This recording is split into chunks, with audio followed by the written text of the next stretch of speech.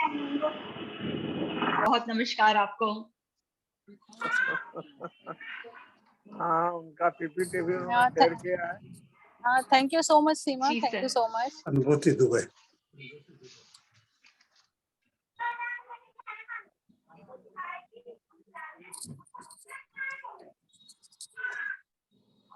सीमा जी, अनुभूति जी का हमने बायोडाटा भेज दिया आपको।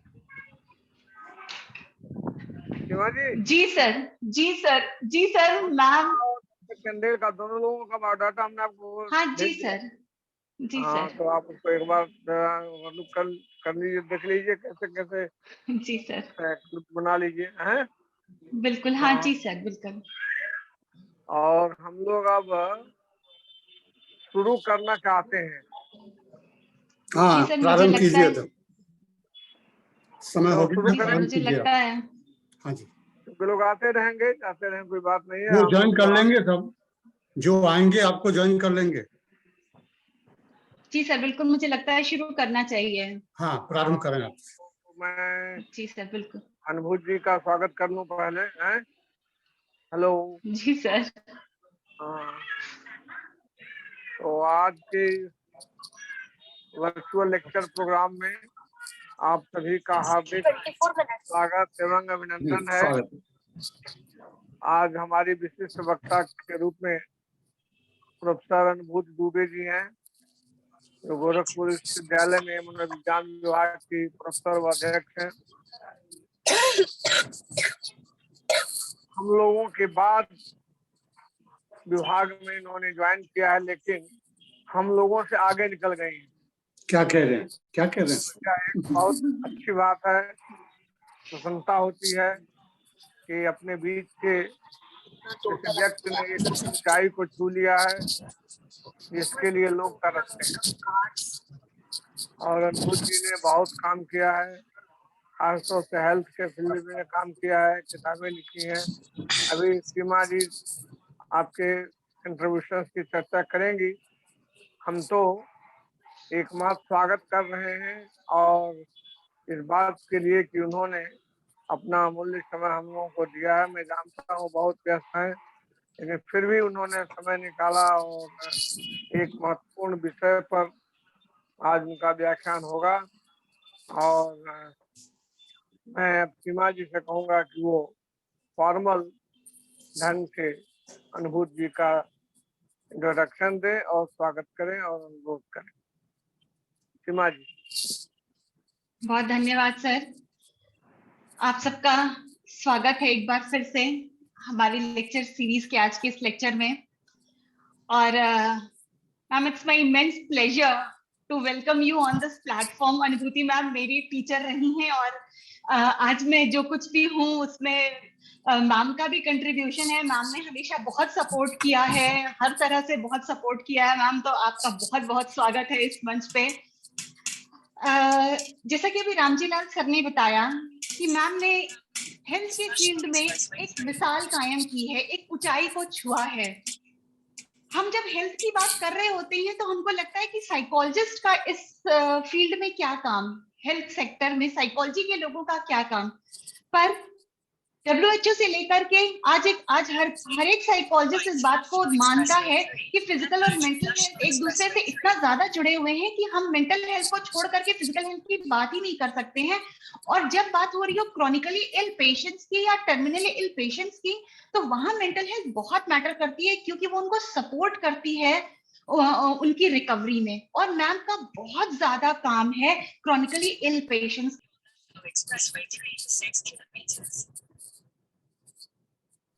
भी मैम ने बहुत सारी रिसर्चेस कराई हुई हैं, पब्लिकेशन, पेपर पब्लिकेशन तो जो है मैम के वो है ही। उसके अलावा मैम ने psychological perspectives on Chronicle illness पे एक पूरी बुक पब्लिश की हुई है। मैम को एडिटर हैं साइकोलॉजिकल मेंटल हेल्थ, एक बुक आई है उसकी, मेंटल हेल्थ साइकोलॉजिकल पर्सपेक्टिव्स, और उसके 6 वॉल्यूम आए हैं। अब सोच सकते हैं हम लोग की हेल्थ के ऊपर, मेंटल हेल्थ के ऊपर 6 वॉल्यूम में एक एडिटेड बुक निकालना कोई बहुत आसान काम नहीं है। कितना लंबा समय और कितनी लंबी मेहनत लगी होगी वहां तक पहुंचने में। इसके अलावा और भी बहुत सारी बुक्स हैं जिनकी मैम को एडिटर हैं। Psyche of Asian society, cognising Asian societies through psychological underpinning, और भी कई सारी बुक्स हैं। मैम ने बहुत सारे प्रोजेक्ट्स किए हुए हैं हेल्थ के ऊपर ही, बेसिकली हेल्थ और इलनेस के ऊपर बहुत सारे प्रोजेक्ट्स किए हुए हैं, और बहुत सारी पीएचडीज भी मैम ने इस हेल्थ के सेक्टर में कराई हुई हैं। तो मुझे लगता है इंडिया के लेवल पर अगर हम बात करें तो हेल्थ साइकोलॉजी में एक बहुत बड़ा नाम है आज की डेट में मैम, प्रोफेसर अनुभूति दुबे मैम का। मैम हम आपका बहुत स्वागत करते हैं। और आज का मैम का जो टॉपिक है वो है poverty, social position and mental health of women amid covid pandemic. तो मैं अब सीधे मैम से अनुरोध करती हूँ, मैम प्लीज आए और अपनी बात शुरू करें।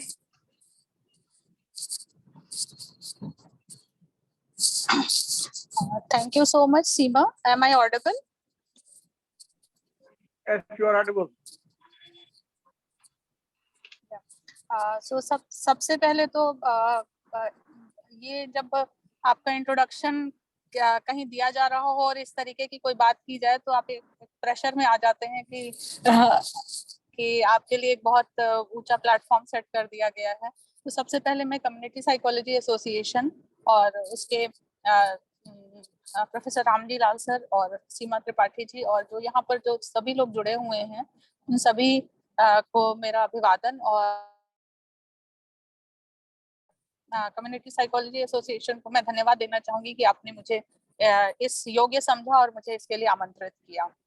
मैडम वीडियो ऑन मैं नहीं वीडियो आपका। इसलिए नहीं ऑन कर रही हूँ madam because I am video. हाँ मैं वीडियो इसलिए नहीं ऑन कर पा रही हूँ, I am travelling, I am in the car. अरे कोई फर्क नहीं पड़ता है। लोग कुछ देखे तो अचानक से ऐसा कोई बात नहीं, कोई बात नहीं। अचानक से सर बिल्कुल एकदम अंधेरे में ही है तो मैं शायद दिखूंगी भी नहीं उस तरीके से। कुछ पारिवारिक ऐसी स्थितियां आ गई कि मुझे अचानक से कल दिल्ली आना पड़ा। कोई बात नहीं, तो और मैं अभी ट्रैवल कर रही हूँ तो इस वजह से थोड़ी सी दिक्कतें हैं। कोई बात तो go on as you are. तो अगर आप चाहेंगे तो मैं वीडियो ऑन रखूंगी, अदरवाइज मैं वीडियो जी जी नहीं दिख रही है, आप बिल्कुल दिख रही है, जैसा कि कोई दिक्कत नहीं है, आप देख लीजिए। ठीक है sir, thank you so much sir. So जी जी पीपीटी अगर शेयर वहां से हो जाएगा, इसीलिए मैं चूंकि रास्ते में हूँ इसीलिए मैंने पीपीटी अपनी तरफ से शेयर करने के बजाय आपको जी जी कोई नहीं। तो मुझसे जब इस मुझसे जब ये मेंटल हेल्थ के वर्ल्ड मेंटल हेल्थ डे के उपलक्ष्य में इस सीरीज के लेक्चर के बारे में बात की गई तो मुझे लगा कि बहुत सारे विषयों पर जैसे डिप्रेशन है, एंजाइटी है, या एडोलसेंट मेंटल हेल्थ, इस तरीके की बात की जा रही है, या विमेन मेंटल हेल्थ की भी जब हम बात करते हैं तो हम एक बहुत बड़ा चंक जिसको छोड़ देते हैं। We generally talk about depression and anxiety among women, but we generally forget to understand that the social position of women in itself is a contributing factor or a precipitating factor sometimes, or provoking factor sometimes for developing mental health issues. So और specially जब हम Covid pandemic के संदर्भ में बात करें तो ये बात थोड़ी सी और महत्वपूर्ण हो जाती है। जैसा कि हम सभी लोग जानते हैं कि 2019 में चाइना में सबसे पहले एक डेथ रजिस्टर की गई कि एक अननोन कॉज है जिसमें निमोनिया जैसे सिम्टम्स हैं, और जिसकी वजह से एक पहली जो डेथ रजिस्टर की गई थी जो न्यूज बाहर में आई को एक कंटेजियस पेंडेमिक को हम still we are going through, और जिसको कि कोविड-19 का नाम दिया गया है। हम सब लोग इस बात से परिचित हैं। और अगर एक स्टैटिस्टिकल डेटा की बात करें तो लगभग अभी तक लगभग 623 मिलियन लोग जो है वो उससे इन्फेक्टेड हो चुके हैं, और 65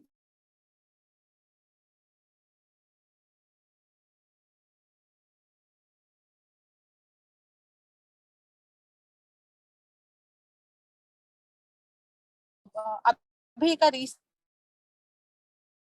बताता है। और हम सब लोग एक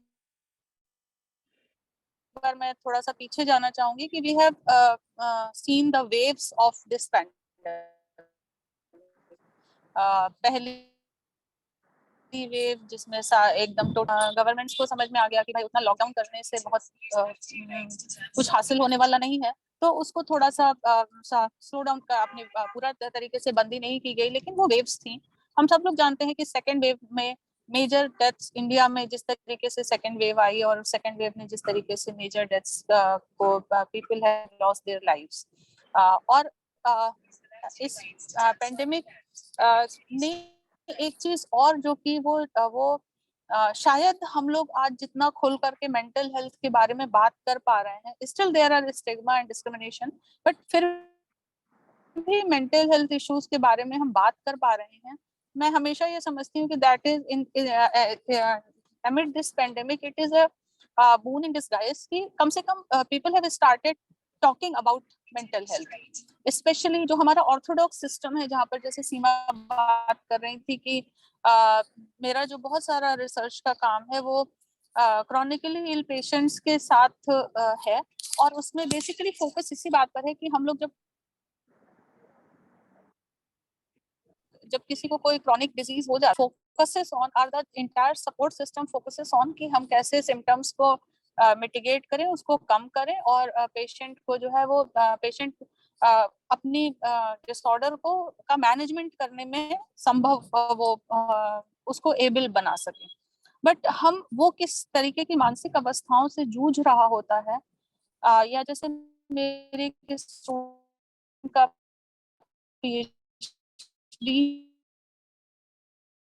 उसका पूरा काम ही इसी केयर गिविंग करने वाले हैं, उनके ऊपर किस तरीके का social, psychological, physical, financial, relationship related बहुत तरह के बर्डन्स होते हैं। तो वो how they deal with that burden, और उनकी अपनी भी एक लाइफ होती है, और उस लाइफ के साथ the entire life is revolving around a patient. अगर वो पेशेंट पैलिएटिव केयर में देखभाल की जा रही है तो वो एक अलग मुद्दा हो जाता है।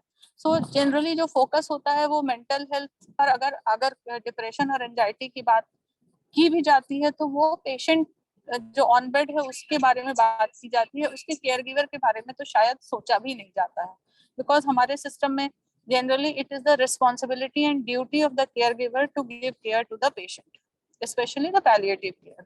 तो ये बहुत सारे इस तरीके के इश्यूज हैं जिन पर अब थोड़ी सी बात होने लगी है, और स्पेशली अगर हम, इसलिए मुझे लगता है कि हम लोग अगर इस पेंडेमिक की बात करें तो इस पेंडेमिक ने उस स्टिग्मा को कम करने में थोड़ी सी मदद की। एंड अब हम बात करने लगे हैं कि हाँ, छोटी उम्र से लेकर के बड़ी उम्र तक डिप्रेशन, एंजाइटी, पैनिक्स, ये सब it can happen to anyone at any point of time, and discuss कर लेने की जरूरत है। People have started talking about this.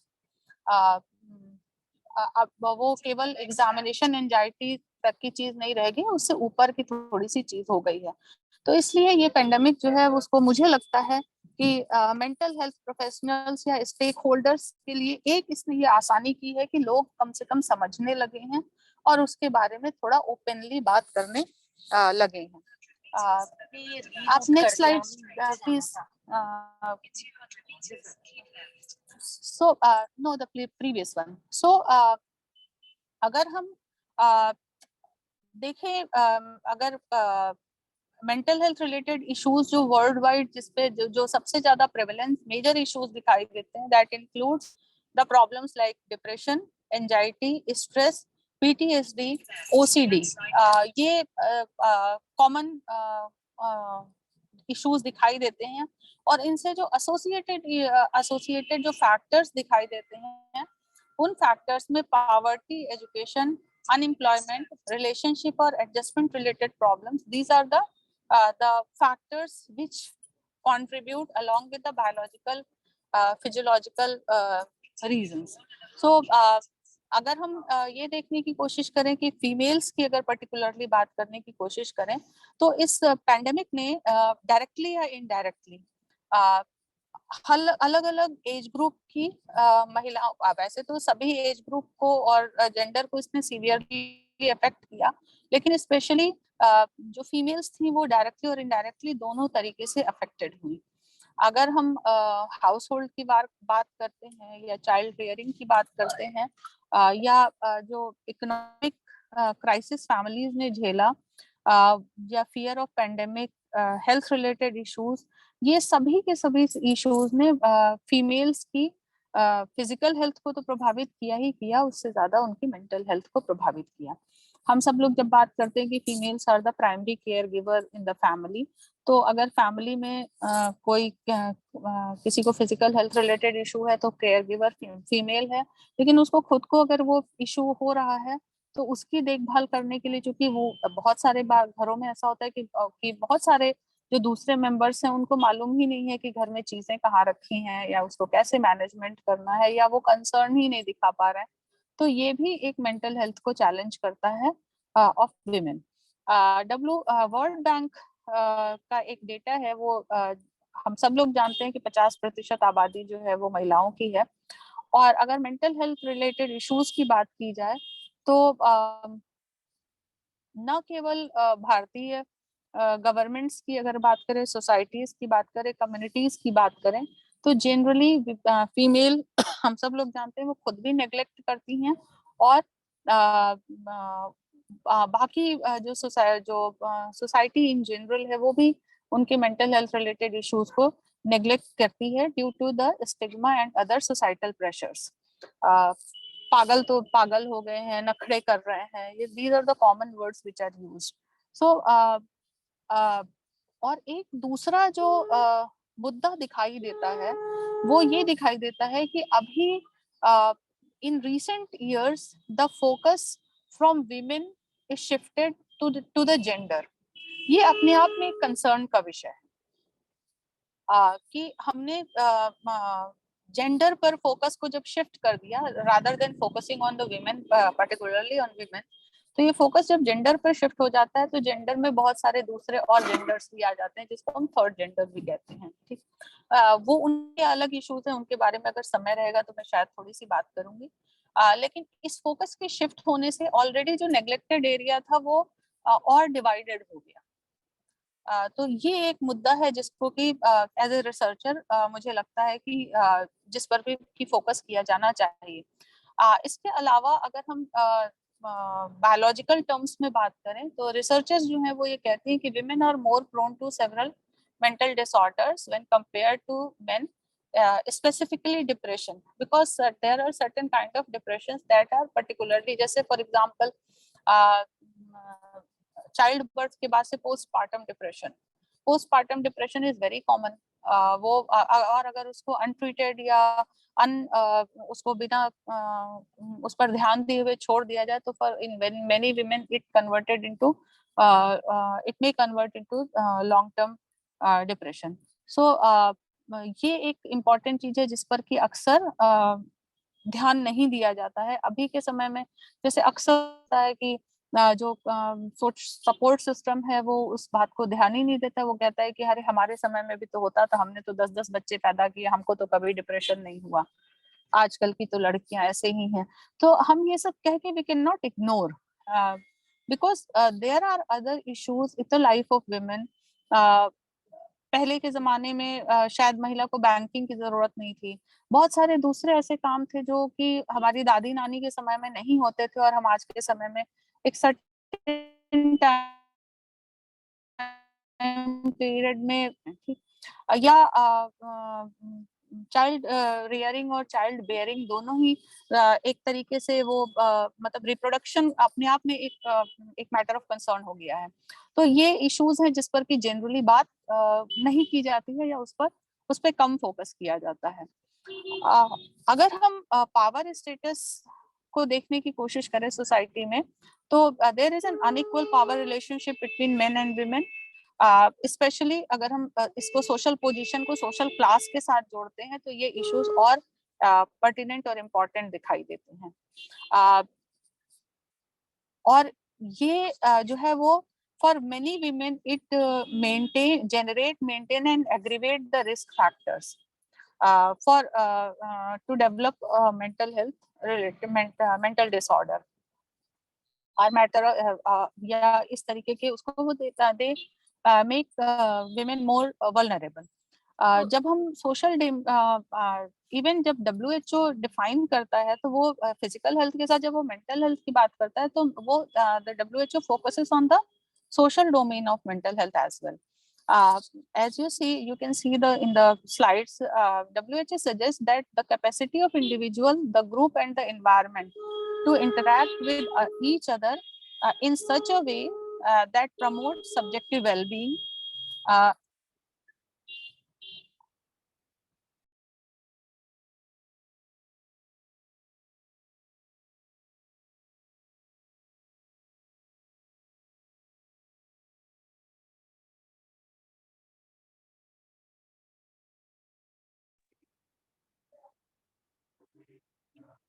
मेरी लिंक टूट गया है क्या?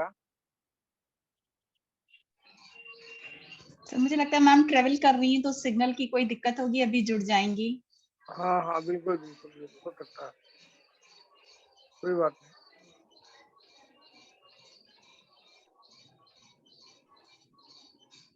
नहीं। ज्वाइन कर लिया मैम ने। ज्वाइन कर लिया मैम। मैम अगर वीडियो ऑफ करके करेंगी तो मतलब कनेक्टिविटी बना रहेगा।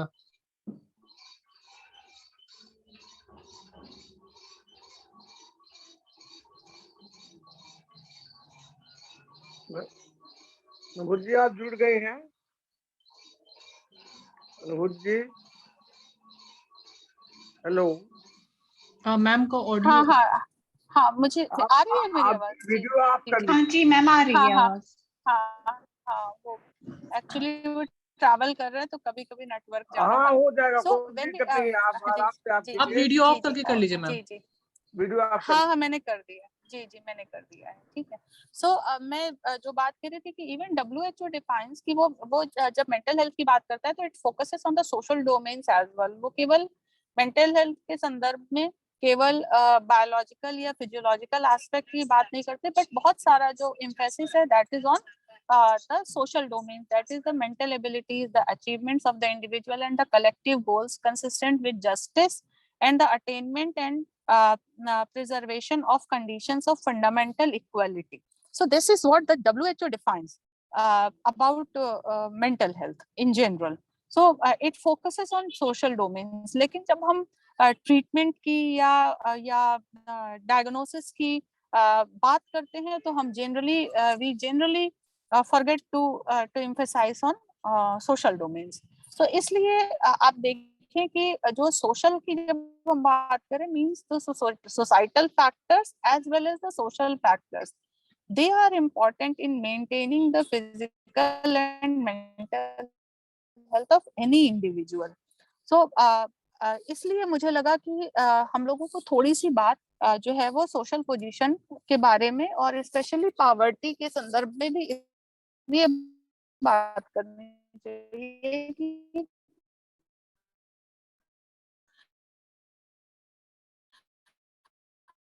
बहुत सारे ऐसे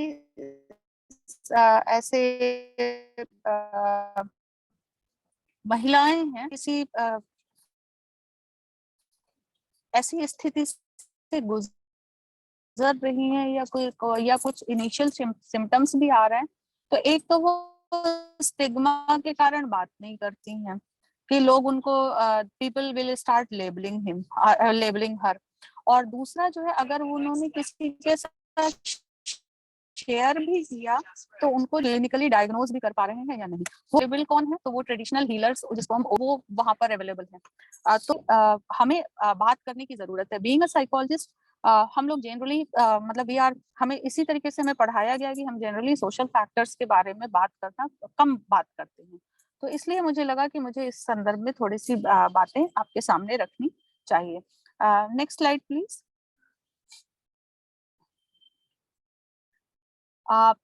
अगर हम सोशल पोजीशन और विमेन मेंटल हेल्थ के संदर्भ में बात करें तो social position means how can we define social position? Social position means the individual's position in a given society and culture. And this social position is highly related. The researchers suggest that the social position is highly related to the mental and physical status of mental and physical health of any individual. So hierarchy में अगर हम और पहली बात तो ये कि inequality एक इशू हो गया, इनइक्वलिटी एक इशू हो गया। दूसरा ये कि अगर इंडिविजुअल जो है वो फाइनेंशियली पुअर है, मतलब poverty line, below poverty line है या जस्ट पॉवर्टी के उसमें है, तो वहां पर बहुत बार ऐसा होता है कि इस गरीबी के कारण एक तो समझ नहीं है, क्योंकि गरीबी है तो शिक्षा भी बहुत बार ऐसा होता है कि वो उतना शिक्षित भी नहीं है, तो गरीबी हो गई और शिक्षा अशिक्षा हो गई। अब इस गरीबी और अशिक्षा के अंधकार के कारण इनइक्वल सोशल पोजीशन है, वहां कोई सुनने, देखने, समझने, बताने वाला नहीं है, तो ये सारे के सारे मिल करके उस महिला को एक ऐसे लूप में ले लेते हैं जहां से उसके लिए निकलना बहुत मुश्किल हो जाता है। ठीक, और उसके बाद से फिर वो दिखाई देता है कि जैसे परिवार में होगा तो ये नखरे कर रही है, काम नहीं करना चाहती है। बहुत बार ऐसा होता है कि वो काम नहीं करना चाहती है इसलिए ऐसे करीब। सच्चाई है कि the person is going through certain kind of symptoms, उसको एजिटेशन है, उसको अच्छा नहीं लग रहा है, there is a feeling of hopelessness, there is a feeling of helplessness. बहुत सारे ऐसी चीजें हैं जो जो जो टिपिकल डिप्रेशन के सिम्टम्स आ रहे हैं। और साथ साथ में जब गरीबी है या सोशल पोजीशन कम है तो उनको मालूम है कि फिजिकल हेल्थ इसलिए अफेक्टेड है कि उसको शायद प्रॉपर डाइट नहीं मिल रहा है, उसको। तो ये सारी की सारी चीजें मिल कर गई है। वहां से निकलने के लिए उसको रास्ते क्या दिखाई दे रहे हैं कि जो झड़वा लीजिए, फुकवा लीजिए, जो झाड़ फूक करने वाले जो ट्रेडिशनल हीलर्स हैं, फिर वो उनको जिस भी तरीके से होता है वो उस तरीके से उनका फायदा उठा रहे होते हैं। तो इसलिए भी हम लोगों को specially we have to focus on this unequal status of women, especially the social position, जो कि social ladder में नीचे हैं, उनके बारे में बात करने की जरूरत है। अगर हम 10 कम से कम major risk factors for the burden of disease, especially on the keeping in mind the social position that determines that women are disproportionately exposed to several health risk factors. ये 10 रिस्क फैक्टर्स क्या क्या हैं, इनके बारे में हम थोड़ी सी बात करें तो as you can see that malnutrition, as I already talked about, कि अगर पॉवर्टी है तो मालन्यूट्रिशन उसके साथ एक एसोसिएटेड वो कोवैरिड फैक्टर है। मालन्यूट्रिशन के साथ बहुत सारी महिलाएं ऐसी स्थितियों में जहाँ पर उनके पास प्रॉपर सैनिटेशन, हाइजीन और ड्रिंकिंग वाटर भी नहीं है।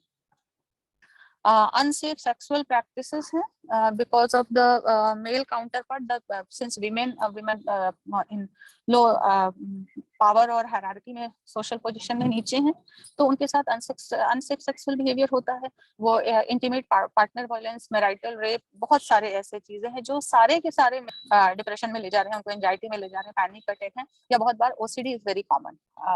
Alcohol use, hypertension, physical inactivity, illicit drugs में इन्वॉल्व होते हैं। एयर पोल्यूशन की बात करना इसलिए इम्पोर्टेंट है कि महिलाएं जो हैं वो अगर हाउस होल्ड में गरीबी है तो वो पता चल रहा है कि बायोफ्यूल का इस्तेमाल कर रही हैं, और जो है वो घर के अंदर इंडोर पोल्यूशन है।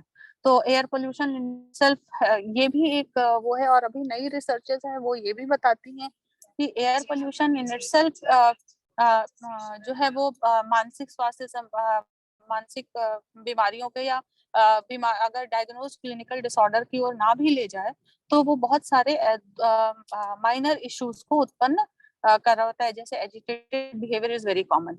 सो it is very important to look after the social position because women often lack autonomy, decision making, financial they are mostly financially dependent। अगर वो मान लीजिए कि अगर छोटी क्लास में बहुत सारे ऐसे महिलाएं हैं जो कि कमा रही हैं, जैसे हमारे आपके घरों में तमाम सारी ऐसी महिलाएं हैं जो काम करने आती हैं, जो अनस्किल्ड लेबर है, लेकिन उसको फाइनेंशियल मैनेजमेंट नहीं आता है, उसको वो कमा भी रही है तो ऐसा जो है वो उसके परिवार के जो मेल मेंबर्स हैं उन्हीं के पास जा रहा है। तो in that way they are financially dependent. It is not like they are financially dependent because they are not earning. They are earning, but they are financially dependent because they are not able to take the decisions about the how to spend money, whom to spend money, when to spend money. So that is a thing. So financial dependency की जब हम बात करते हैं तो हमारे दिमाग में सबसे पहले आता है कि महिला कमा नहीं रही है, लेकिन कमा रही है, लेकिन वो अपने फाइनेंशियल डिसीजंस को लेने के लिए स्वतंत्र नहीं है। ये भी एक इम्पोर्टेंट चीज है। गलत है। And many of the women are susceptible to many of the communicable diseases as well. So in addition to gender specific risk factors, there are we have to think about the gender discrimination and associated factors like poverty, as I talked about, overwork, domestic violence. Pandemic के इस pandemic में बहुत सारी महिलाएं जो है वो चूंकि स्पेशली जो फर्स्ट उसमें जो टोटल लॉकडाउन था उसमें एक बहुत बड़ा सर्ज आया डोमेस्टिक वायलेंस और इंटीमेट पार्टनर वायलेंस का। इस पे बहुत सारी जो हेल्पलाइंस थे जिनमें जो महिलाएं अगर सोशल पोजीशन में बहुत नीचे भी नहीं थी, मीडियम लेवल पर भी थी, इवन या हायर उसमें भी सोशल पोजीशन पर थी, उन्होंने भी they rang to different helpline numbers and said that they are going through they are उनको डोमेस्टिक वायलेंस का शिकार हो रही हैं। सो ये एक बहुत इम्पोर्टेंट फैक्टर है जिसको जनरली बहुत सारे रिसर्चेस में हम जब जेंडर को लेकर के स्टडीज करते हैं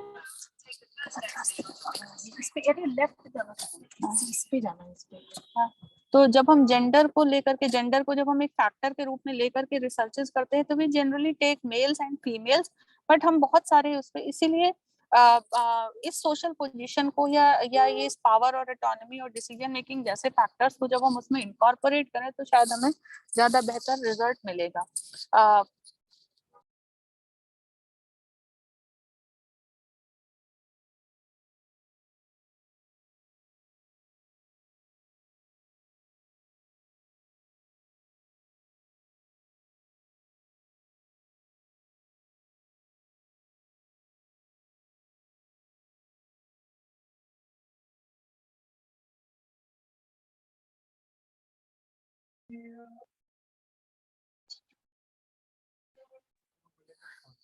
भैया को फोन करो, भैया से बोले करंट लोकेशन दीजिए।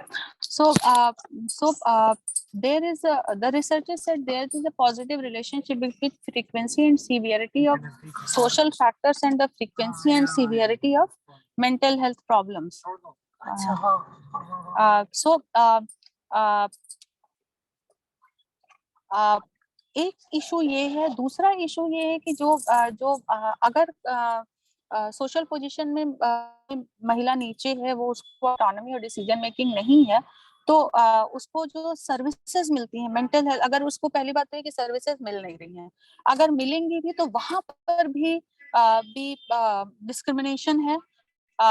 वहां पर वो उनको एक तरीके का they are blamed for their illness, सामाजिक रूप से उनका बहिष्कार कर दिया जाता है। जैसे हम लोग बहुत बार अक्सर सुनते हैं कि अब तो थोड़ा कम हो गया है, लेकिन अक्सर जो है वो उनको डायन कह करके और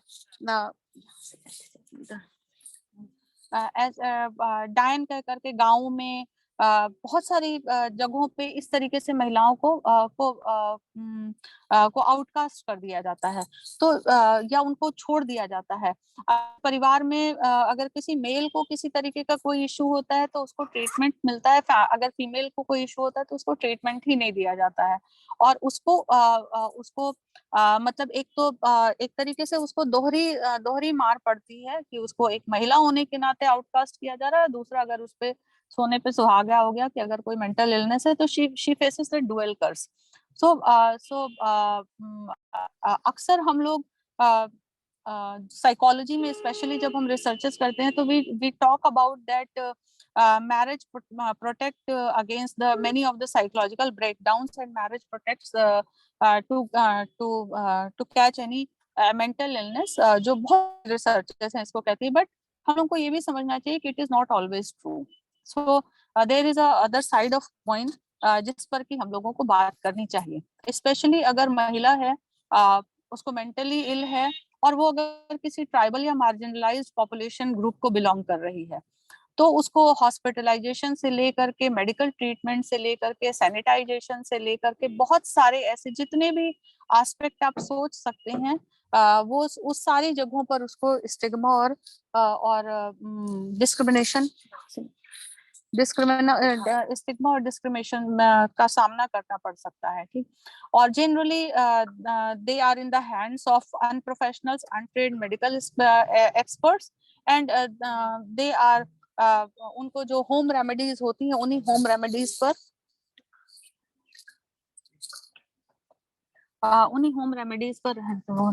रहना होता है. लोग यहाँ से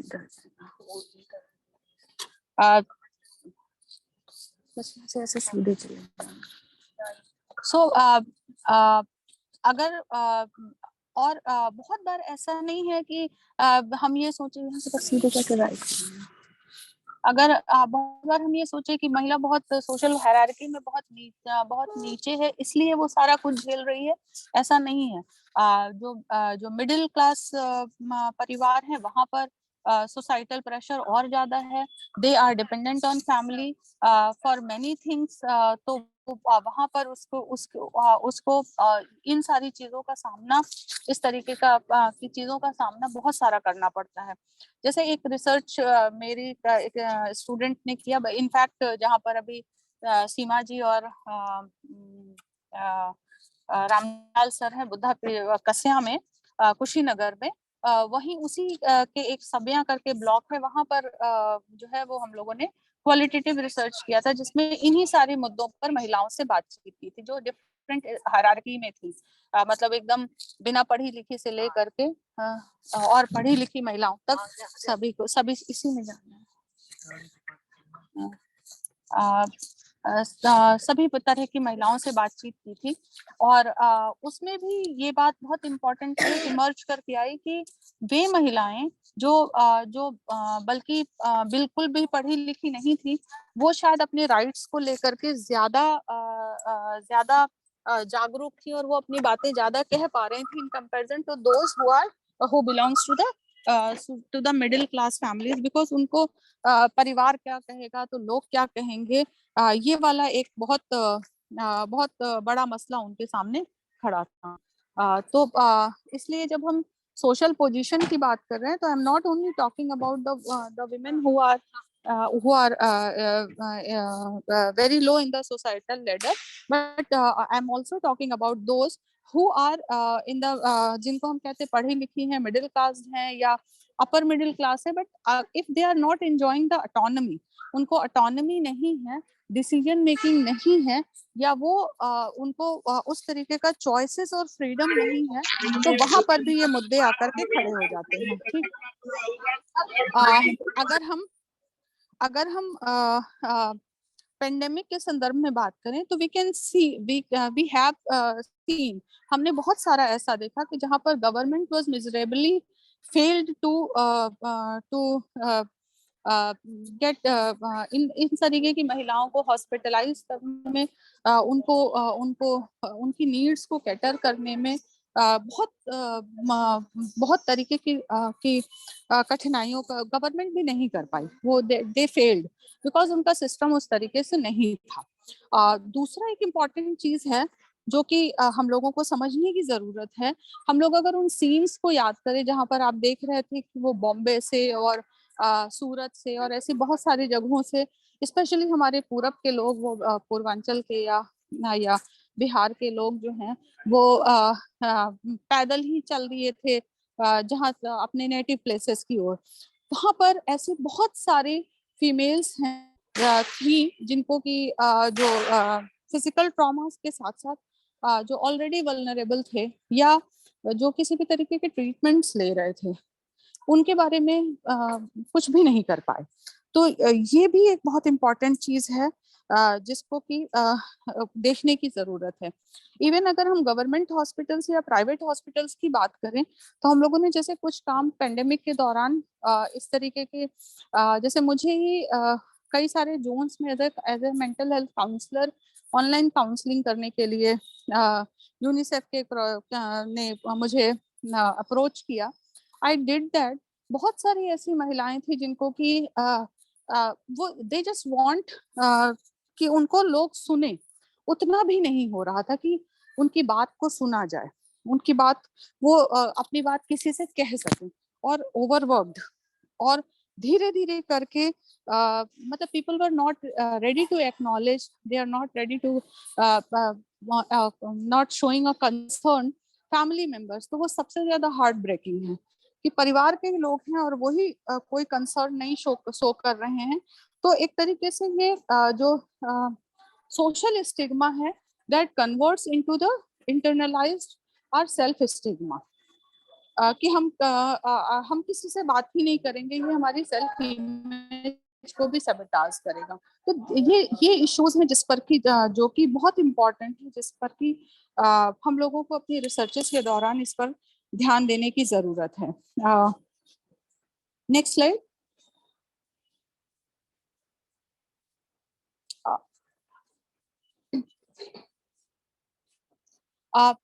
ये जो हेल्थ इक्वलिटीज की हम बात कर रहे थे, ये health equalities different age, marital status, ethnic background और जैसे कि मैं बात कर रही थी कि अगर वो मार्जिनलाइज और ट्राइबल ग्रुप से हैं या सोशल लेडर में बैकवर्ड ग्रुप से हैं, तो वहां पर ये एथनिक ये इशू और ज्यादा प्रोमिनेंट हो जाते हैं।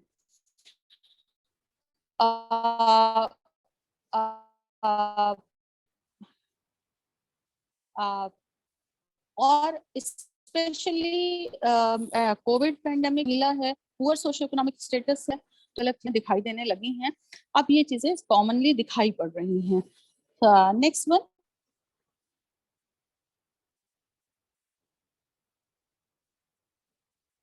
सो हम प्रश्न ये उठता है कि अगर हमें ये मुद्दा समझ में आ रहा है कि the focus has been shifted from women to gender, तो और अनइक्वलिटी दिखाई दे रही है, तो अब हमारे सामने एक बहुत बड़ा वो इशू आकर के खड़ा हो जाता है कि इंटरवेंशन कैसे करें या क्या ट्रेनिंग्स दें। कैन यू शेयर, आप नेक्स्ट स्लाइड पे जा सकते हैं।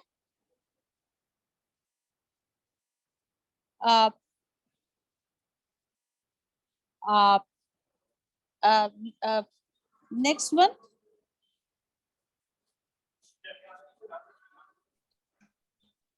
Next one, last second 2 slides or related to training and intervention. So हम सब लोग जानते हैं कि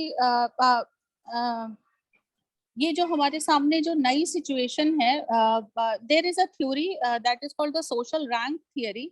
ये एक थियरी ही पूरी विमेन को अगर फोकस करके देखा जाए तो सोशल रैंक पर है। चूंकि मैं अभी बाहर हूँ तो आई एम रियली सॉरी कि मैं इस पे बहुत डिटेल में बात नहीं कर पा रही हूँ।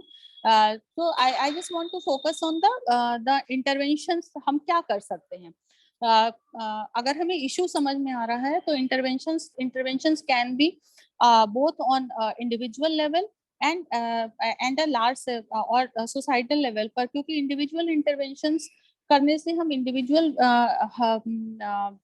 women को या adolescent level से ही हम उनको strengthen करने की बात करें, और ये जो है एक larger section में ट्रेनिंग और इंटरवीन करने से शायद हम बड़े पैमाने पर कुछ कर पाएंगे। Specially care should be given at a primary care delivery system और जुडिशियल फ्रंट्स पर भी में इंटरवेंशन किए जाने चाहिए, वो एज अ साइकोलॉजिस्ट हमारे जुरिडिक्शन से बाहर की चीज है। बट प्राइमरी केयर प्रोवाइडर्स जो हैं, हम उनको कम से कम we can arrange certain kind of training programmes, certain kind of advocacy and awareness programmes की, जो हमारे प्राइमरी केयर में इन्वॉल्व जो लोग हैं, जैसे पीएचसी पर है, वहां पर उनको ये समझ में आए कि महिला जब उनके पास जाती है किसी फिजिकल एलिमेंट को लेकर के, हम सब लोग जानते हैं कि अगर बहुत बार अगर वो सीधे जाएगी कि मुझे कुछ मेंटली कुछ पर चैलेंजेस फेस कर रहे हैं, तो घर वाले भी स्टिग्मेटाइज करते हैं और मेडिकल सिस्टम भी स्टिग्मेटाइज करता है।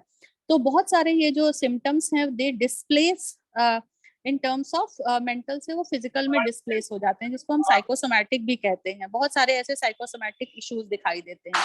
सो हम मेंटल हेल्थ, जो हमारे फिजिकल हेल्थ प्रोफेशनल्स हैं, या जो वहाँ केयर गिविंग सिस्टम है, जो रूटीन केयर में रहने वाले लोग हैं, उनमें as a psychologist, as a community, हम या कम्युनिटी साइकोलॉजी एसोसिएशन जो है, वहाँ पे कुछ एडवोकेसी के कार्यक्रम या कुछ अवेयरनेस के कार्यक्रम कर सकती है, कि जहाँ पर कम से कम हम ये समझा सकें कि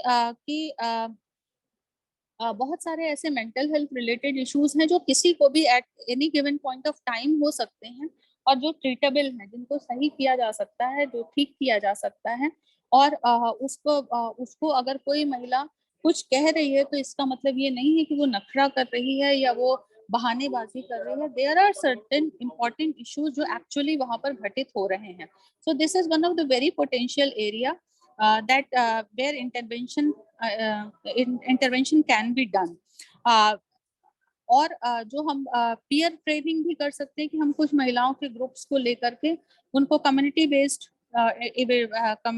बेस्ड इंटरवेंशंस करें, उनको सपोर्ट और एजुकेशन प्रोवाइड करें, कि कम से कम वो, बहुत बार ऐसा है कि उनको खुद भी नहीं मालूम है कि वो जिसके साथ मतलब जो जिससे वो दो चार हो रही हैं, या whatever they are going through, वो एक्चुअली कोई मेंटल हेल्थ रिलेटेड इशू है, वो भी खुद भी बहुत बार नहीं समझ पाती हैं। तो वो एजुकेशन भी देना हमारी as a community, as a community psychology association, वो भी शायद हमारी एक जिम्मेदारी का हिस्सा है, जिससे कि हम उन्हीं को एक सोशल एक्टिविस्ट के रूप में तैयार कर सकें। बहुत सारी बार ऐसा होता है कि महिलाएं जो हैं, इसलिए मेंटल हेल्थ रिलेटेड इश्यूज से they are going through because they are facing certain kind of social evils, जैसे alcoholism in males is a very big issue, और उसकी वजह से बहुत सारी फीमेल्स जो हैं, वो उनको वो मेंटली वो डोमेस्टिक वायलेंस का भी शिकार हो रही हैं, वो किसी से कह भी नहीं पा रही हैं, और वो बहुत सारे मेंटल हेल्थ रिलेटेड इश्यूज से फेस कर रही होती हैं। सो बहुत बार उनको हम सोशल एक्टिविस्ट की तरीके से, जैसे फॉर एग्जांपल आंध्र प्रदेश में एंटी अल्कोहल मूवमेंट जो महिलाओं ने चलाया, जिसमें उन्होंने बहुत सारी जो अल्कोहल शॉप्स थी उनको तोड़ा, जिससे कि, और उसके बाद से जो बात की रिसर्चेस हैं, वो इस बात को इंगित करती हैं कि वहां पर महिलाओं की मेंटल हेल्थ में भी बहुत कई फोल्ड इजाफा हुआ। तो ये भी एक बहुत इंपॉर्टेंट चीज है, जिसको कि जनरली हम लोग नजरअंदाज कर देते हैं। तो इस पर भी बात की जानी चाहिए, इस पर भी एडवोकेसी और अवेयरनेस के प्रोग्राम्स जो हैं वो चलाए जाने चाहिए। Next one.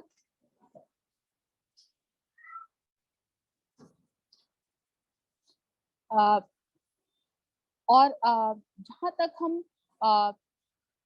एक बात बहुत क्लियर कट हम लोगों को समझने की जरूरत है कि women mental health, we can not consider women mental health in isolation from the social, political and economic जो उसका जो कंसर्न्स हैं, उससे इतर करके हम मेंटल हेल्थ के बारे में नहीं सोच सकते हैं। Actually women mental health, as I am talking about, across life cycle, women mental health incorporates the physical as well as the mental health, और especially women are more vulnerable in their reproductive age, जो reproduction का ये cycle है, उस समय में वो सबसे ज्यादा they are at the highest risk। और अभी की अगर हम सोसाइटल उसकी बात करें, तो there are many lifestyle factors जो कि उनको they are detrimental for the poor mental health.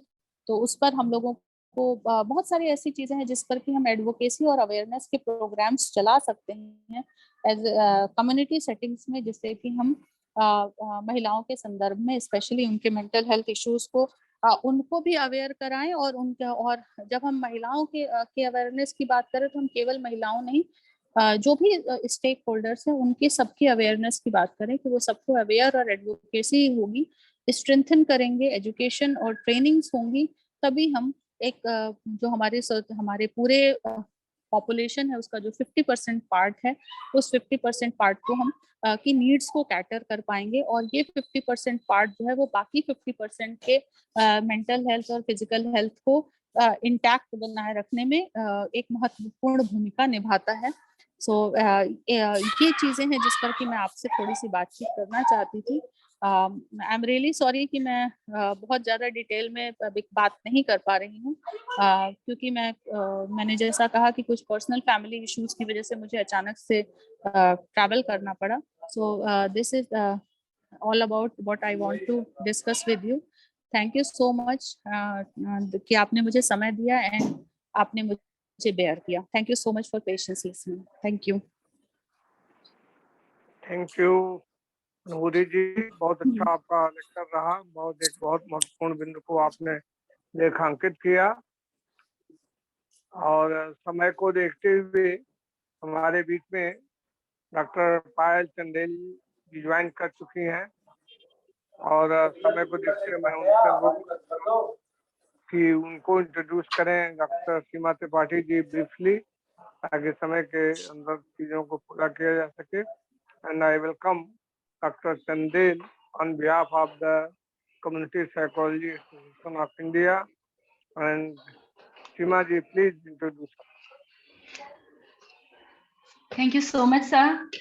First, I would like to extend my thanks to Professor Anubhuti Dubey ma'am, क्योंकि मैम ट्रेवल में हैं इसलिए हम लोग उनकी इस टॉक को के ऊपर बहुत डिस्कशन नहीं कर पाए, पर ma'am it was really very nice. और सही बात है, कई बार हम लोग सोशल पोजीशन के कॉन्टेक्स्ट में वुमेन की मेंटल हेल्थ को नहीं देख पाते हैं, और मुझे लगता है वो बहुत जरूरी है, क्योंकि सोशल पोजीशनिंग बहुत ज्यादा डिटरमिन कर रही होती है आपके ओवरऑल हेल्थ को, जिसमें मेंटल हेल्थ एक बहुत इंपॉर्टेंट इशू है। Thank you so much ma'am. हमारी आज की दूसरी रिसोर्स पर्सन डॉक्टर पायल Chandel ma'am. Payal ma'am associate professor हैं सेंट्रल यूनिवर्सिटी ऑफ हरियाणा में 2019 से। उससे पहले मैम ने एमिटी यूनिवर्सिटी जयपुर में अपनी सेवाएं दी हैं। मैम अपनी यूनिवर्सिटी की एकेडमिक काउंसिल की मेंबर हैं और साथ ही नैक एक्रेडिटेशन कमेटी की भी मैम अपनी यूनिवर्सिटी में मेंबर हैं।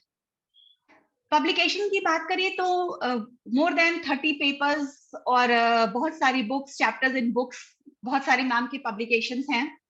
बहुत सारी प्रोफेशनल बॉडीज की मैम मेंबर हैं और अभी 2022 में इंटरनेशनल वुमेन का मैम को अवार्ड मिला है, नीति आयोग की एक बॉडी है एनजीओ से रिलेटेड, उसके लिए। मैम मैं आपका बहुत स्वागत करती हूँ और मैम का जो टॉपिक है वो है community mental health Indian scenario. India के कॉन्टेक्स्ट में कम्युनिटी मेंटल हेल्थ, अभी जैसा कि अनुभूति मैम ने भी बात की, हम लोग कम्युनिटी साइकोलॉजी से जुड़े हुए लोग हैं, तो हमको कम्युनिटी में जा करके और कम्युनिटीज की मेंटल हेल्थ, क्योंकि कई बार क्या होता है हमारी पूरी की पूरी कम्युनिटी में कुछ इस तरह की नेगेटिविटी होती है या कुछ इस तरह के नैरेटिव्स घूम रहे होते हैं पूरी की पूरी कम्युनिटी में, कि वो ओवरऑल हेल्थ को, overall mental health, physical health को प्रभावित करने लगती है। तो इंडियन सिनेरियो में कम्युनिटी मेंटल हेल्थ का क्या स्टेटस है, इससे बात करने के लिए पायल मैम हम सबके साथ हैं। Ma'am I really welcome you and बहुत समय नहीं लूंगी, अब मैं सीधे पायल मैम से रिक्वेस्ट करूंगी कि मैम अपनी बात शुरू करें।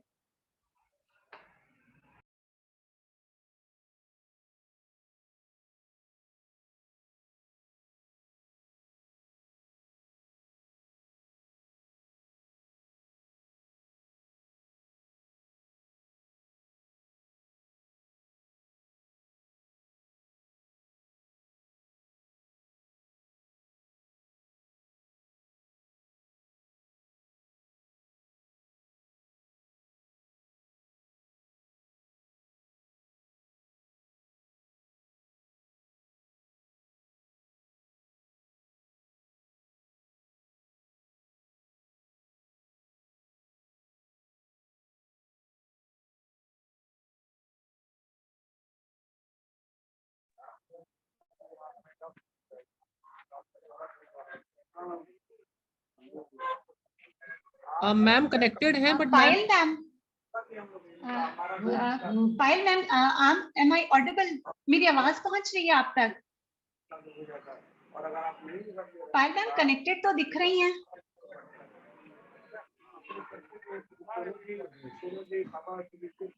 एक बार पायल मैम, कॉल इफ करके, you are here, ma'am ma'am एक बार आप कॉल करके मैम को इंटीमेट कर दीजिए। ओके।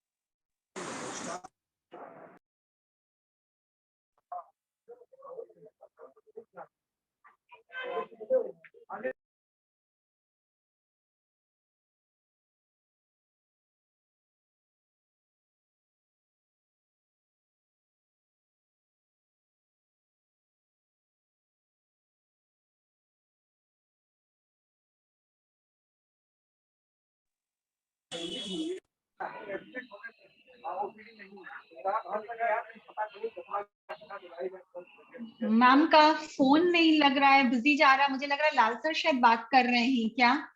नहीं, बात हो नहीं पा रही मैडम। जी सर। बात ऐसी है कि वो फोन पता नहीं क्यों कट जा रहा है हमारा।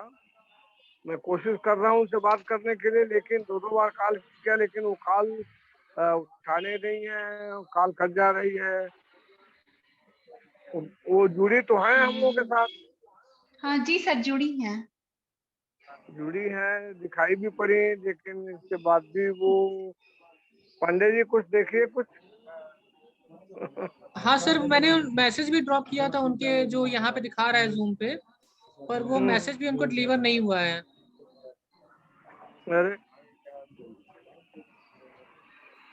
और ऐसा क्या हो गया इवन उनको हमने वो भी बनाया था, कोहोस्ट ही बनाया था, हाँ हाँ है ना, तो कोहोस्ट में भी नहीं दिखा रहा है, वो स्क्रीन पे भी नहीं दिखा रहा है। इवन मैंने उनको अनम्यूट का रिक्वेस्ट भी भेजा था। सर थोड़ी देर देख लिएगा आप लोग, क्योंकि वो सर ज्वाइन तब तक की मैं थी। हाँ, तब तक आप।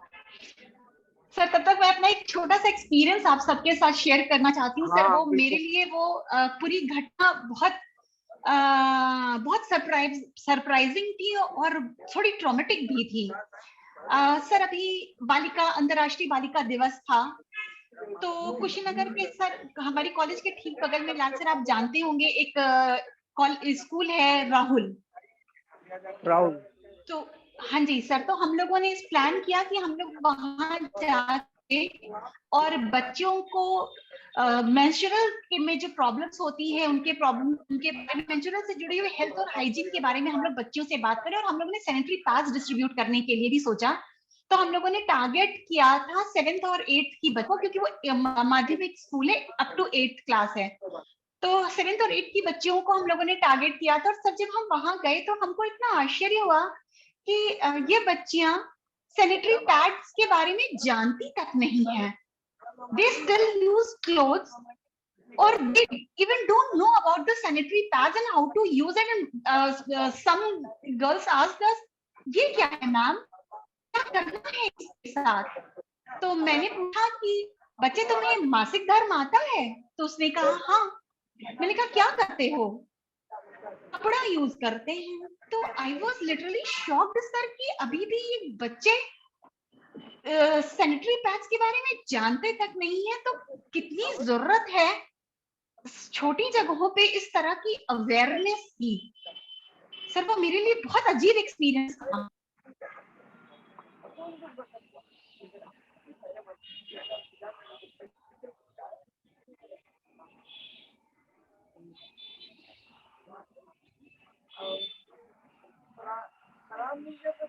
मैडम, आपकी इस बात में, ये बात समझ में पूरी बार बार रिमाइंडर हम लोगों को मिलता है कि इंडिया, इस देश के अंदर इंडिया और भारत 2 देश, भारत में वो सब अवेयरनेस और वो सब सुविधाएं नहीं है।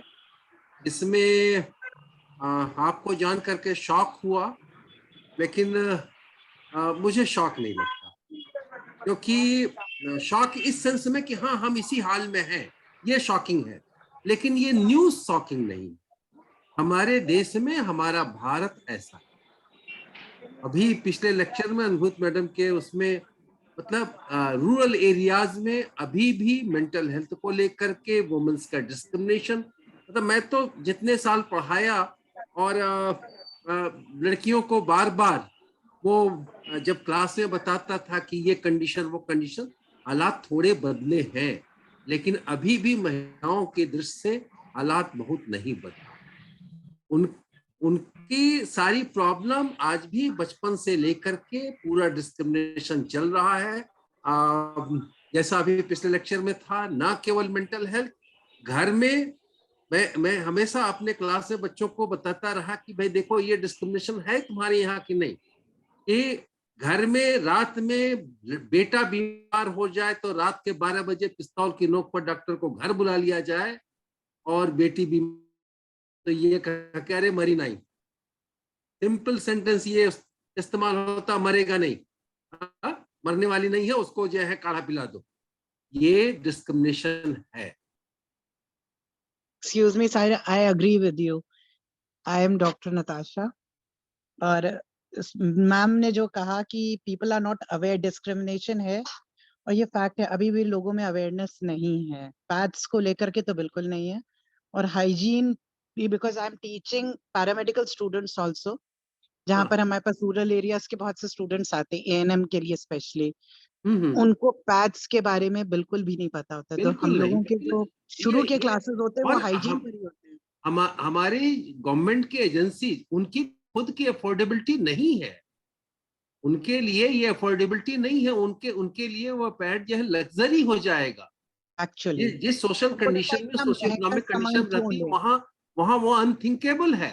पहनने को कपड़े नहीं है जिसको, उसके लिए उस लेवल पर जाना, ये बिल्कुल, तो ये हम उसकी वजह से इतनी डिजीजेस आपने राइट पॉइंट आउट किया कि ये कंडीशन है, तो अब उससे भी हम जोड़ के देख सकते हैं कि हमारी बहनों के लिए, बेटियों के लिए गांवों में, गरीब परिवारों में कितना बड़ा चैलेंज है कि वो अपने फिजिकल मेंटल हेल्थ को सस्टेन कर पाए। उनको न्यूट्रिशियस डाइट मिलने में आज भी डिस्क्रिमिनेशन है, आज भी ट्रू, उनको वेरी ट्रू एजुकेशन मिलने में डिस्क्रिमिनेशन है। मतलब एक ही परिवार का बेटा तो इंग्लिश मीडियम पब्लिक स्कूल में जाएगा, बेटी गवर्नमेंट स्कूल में जाएगी, और जरूरी नहीं है जाएगी भी, लेवल पर ये पढ़ाते भी नहीं है। डिस्क्रिमिनेशन चल रहा होता है। तो बहुत बड़ी चुनौती है, और सीमा मैम और ये देकर के इसमें भी हम आई है। लोग क्या कितना कर सकते हैं, एक तरीके से बहुत कुछ तो हम लोग क्लूलेस है, समझ में नहीं आने वाला है कि हम लोग क्या कर सकते हैं। समझना भी नहीं चाहते हैं। सीमा जी, क्या उसकी एडवोकेसी होगी, क्या कंक्रीट होगा? नहीं, केवल एडवोकेसी करते रहे तो एडवोकेसी तो बहुत कुछ होती है, एडवोकेसी के इम्पैक्ट होता है, लेकिन क्या एडवोकेसी ही सफिशिएंट है? Is it going to be sufficient enough to bring about the change? क्योंकि ये एडवोकेसी उन जगहों पर काम करती है जहां की कान पर जू रेंगता हो, जिस जिस समाज के एडमिनिस्ट्रेशन पर, गवर्नेंस पर एडवोकेसी का असर ही ना होता है, बिल्कुल अंधे बहरे गूंगे की तरफ से है, तो वहां हमारी एडवोकेसी क्या कम करेगी? वहां पर बोलने जी सर, बिल्कुल जी। हाँ जी सर, तो पायल मैम ने हम सबको ज्वाइन कर लिया है। मैं बहुत स्वागत करती हूँ पायल मैम आपका, और मैं चाहूंगी कि मैम आप अपनी बात शुरू करें।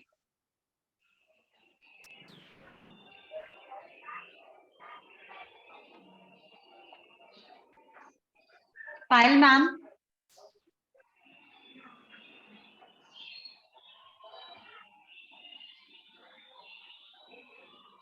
आई think there is a ma'am आपका नेटवर्क माइक इशू। म्यूट है।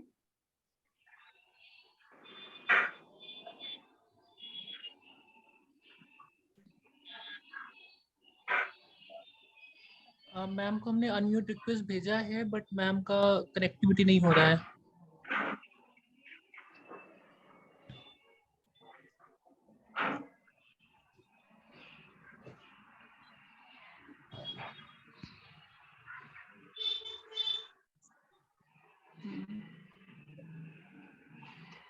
मैम पंडित जी को को होस्ट बना दीजिए।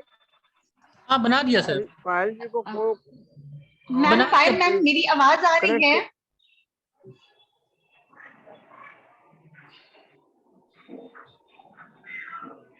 सर मैम ने ज्वाइन तो किया है, अनम्यूट भी दिख रही हैं।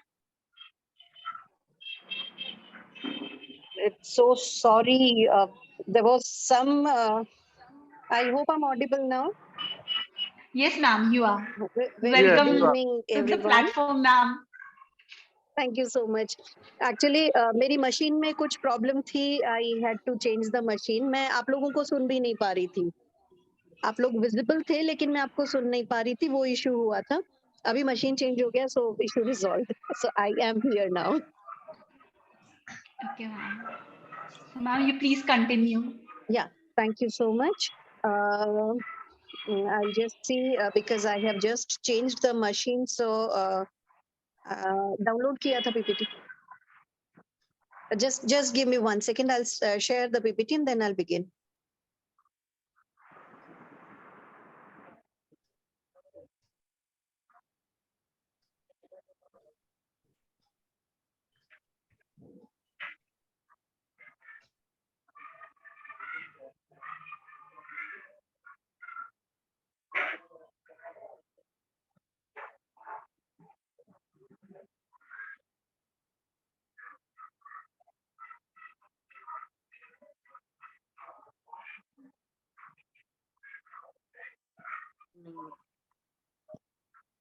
Okay, I'm sorry, I would not be able to share my screen. Shall I, Ramji Lal sir, shall I begin just like that? Yes, you can. Thank you so much, sir. Thank you so much, sir. So first of all, I'd like to begin with paying my gratitude to, it's perfect. It's perfect. Thank you. I would begin with paying gratitude to Professor Ramji Lal sir.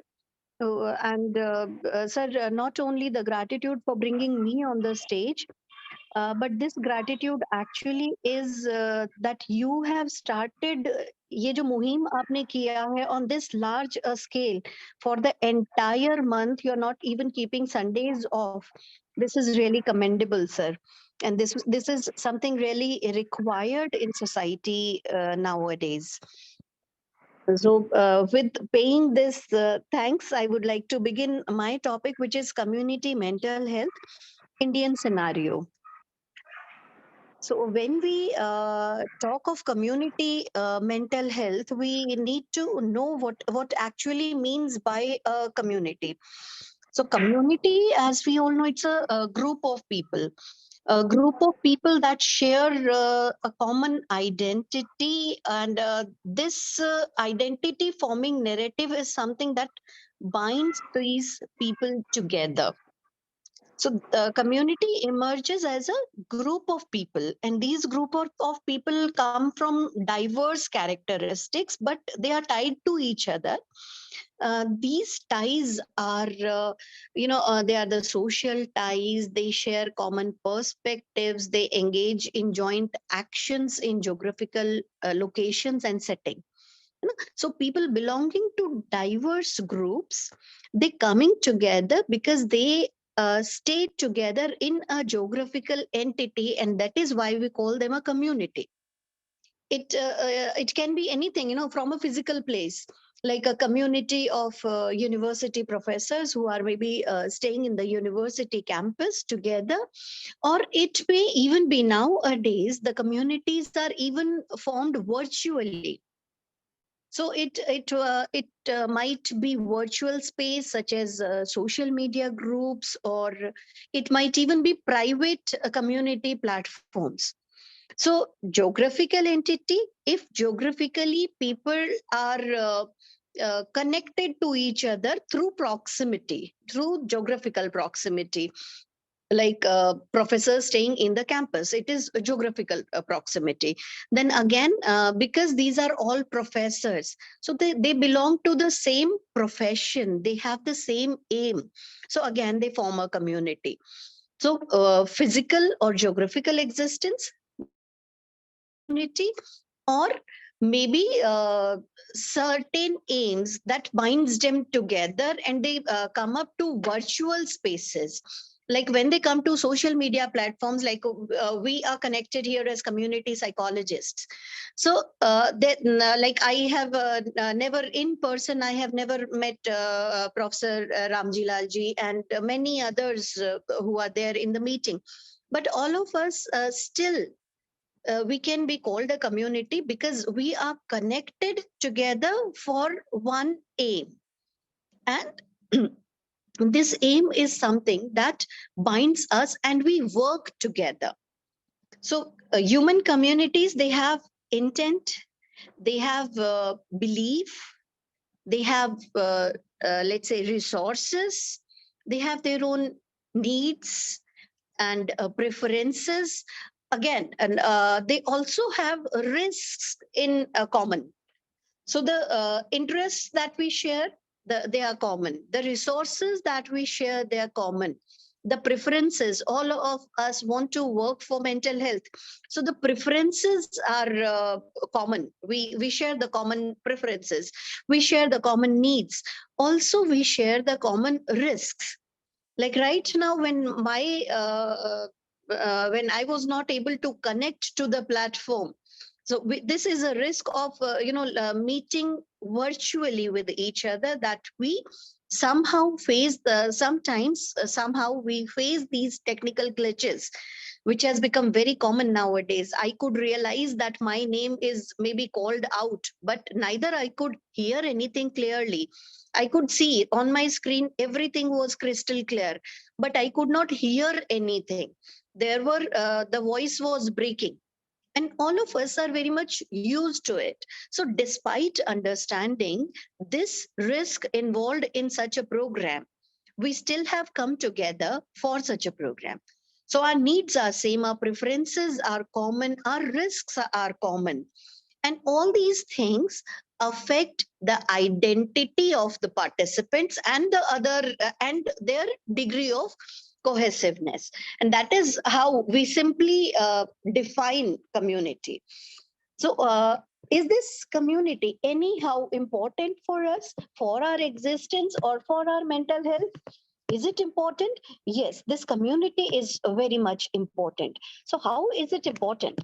uh, when we say the when we talk about the importance of community, the family and community in India, when we're talking particularly in Indian scenario, the family system and the community system that is there existing in India have always played a very highly significant role in the management of chronic mentally ill people in the community.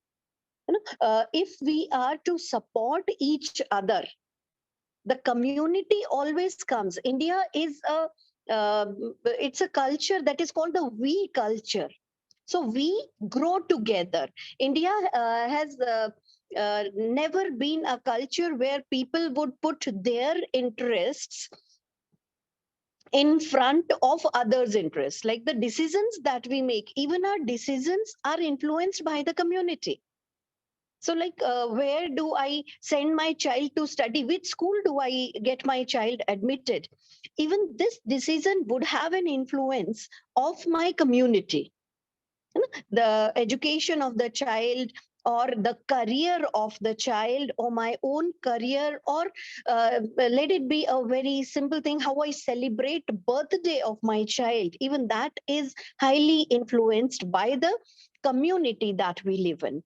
So in India, because it's a we culture, uh, family and community have always, and it would keep on playing a very significant role in management of chronic mentally ill people there existing in the community. What happens by belonging in the community? We actually identify with people.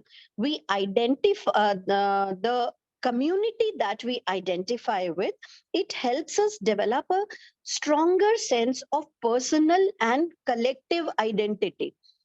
So let's say when I was involved in this program, and when I could see that brochure that had the name of such eminent psychologists that have been brought together, this thing, reading the names on the panel, this is something that I identify with. And when I identify with such a community, it helps me develop a stronger sense of personal and collective identity. And it's just an example that me connecting to this community, but when people connect to community, they develop, they their sense of personal identity rises up, and that is how people search for communities to join in. Like they would be joining these Rotary clubs or the Lions Club. So what happens when we take memberships of such clubs? We raise our sense of personal and collective identity. That is how we identify with, I know this person and I know that person. And when I say I know this person and that person, that means that I have such strong social ties that give me the strength to fight with the adversities that life might bring on me. So community or family become the important source of social connection, and this gives us a sense of belonging.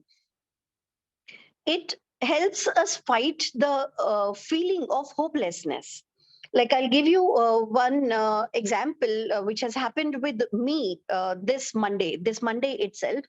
My sister-in-law who has delivered a baby some 16 days back, she had a manic episode. And I was at Haryana, as I am working at Central University of Haryana. I was at Haryana, and she was at Jodhpur, and she had this manic episode. Now, my community helps me fight the feeling of hopelessness. Like I had this thing that, what do I do? How do I cope with it? And I connected with my community that exists in Jodhpur. And here, my community has helped me sort out everything. And we got her admitted to AIIMS the very evening on Monday. And after Monday till today, like I have just returned from the hospital and I'm here in the session. So it is my community that is giving me all the strength to stand by my sister-in-law. So communities help us fight the feelings of hopelessness. It gives us the certainty that we are safe when we are surrounded by the community. So when there are people around on whom we can count upon, that they would stand by us no matter what. There it is this brings the importance of family and community in our lives. Moving ahead to what does it mean by community mental health? So community mental health is the collective mental health of all the people in the community. Charger la do मुझे. It is the collective mental health of people staying in the community. It's not talking about one person, but when it talks of community, when we talk of community mental health, when we talk of community, we involve each individual in the community. So we're not talking about one person, but we are not leaving behind any one individual. We are talking about the mental health of entire community. So community mental health is like how a person's mental health is affected by the community, and it's vice versa. The community's mental health will also be affected by the mental health of each and every individual residing in it. So even if one individual faces some mental health issues, this becomes a mental health issue for entire community. And maybe that is the reason why we, even if we go out in the evening for a walk in the garden, so while walking in the garden, if we see somebody who's upset, we cannot stop ourselves to go to the person and ask, is there anything that's bothering you? Is there anything I can help you with? So why do we do this? Because we know that if this one person is affected, this one unit in the community is affected by ill mental health, this would in turn influence the entire family. This mental health of one family will in turn affect the mental health of entire community. And we need each other to manage mental health. And that is how we say community mental health refers to the treatment of persons with mental health problem in community setups only.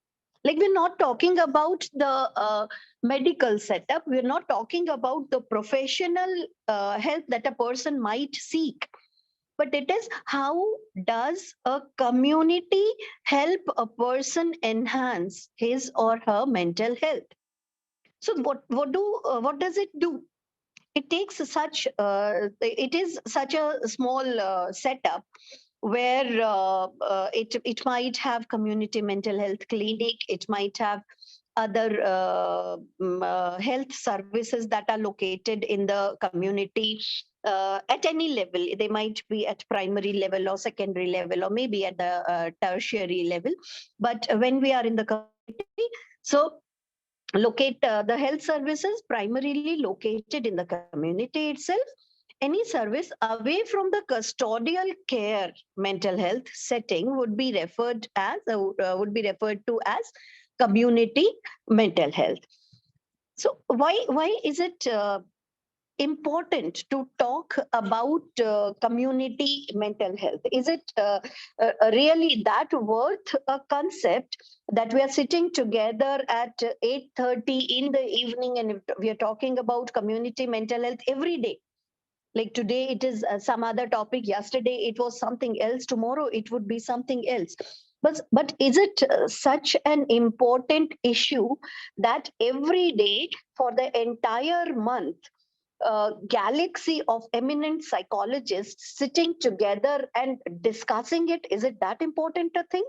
So when we talk of importance of community mental health, we say it includes community mental health care may include the provision of crisis support. So first of all, like if there arises any problem, so what might be the procedure? How can we get this crisis support? How can we have protected housing? How can we have sheltered employment in addition to the management of disorders? It's not only the management of mental health issues. In addition to the mental health issues or the mental health disorders, it also helps for crisis support. It also helps for protected housing. It helps for sheltered employment in addition to management of disorders, so that it can address the multiple needs of an individual. So we're not talking about only one need. So treatment of a disorder is just one need that an individual or the family has. But apart from the treatment of individual, there are n number of other needs that the individual and the family needs. Like I began with my own example when my sister-in-law is admitted in AIMS. So it's not only that she needs help, it's all of us. Like I could not like once getting her admitted to the hospital, I could not even foster the strength to talk to the buddies that I had in the community, those who helped me in this journey. Like while I was talking to them, I was so vulnerable that I was falling into tears.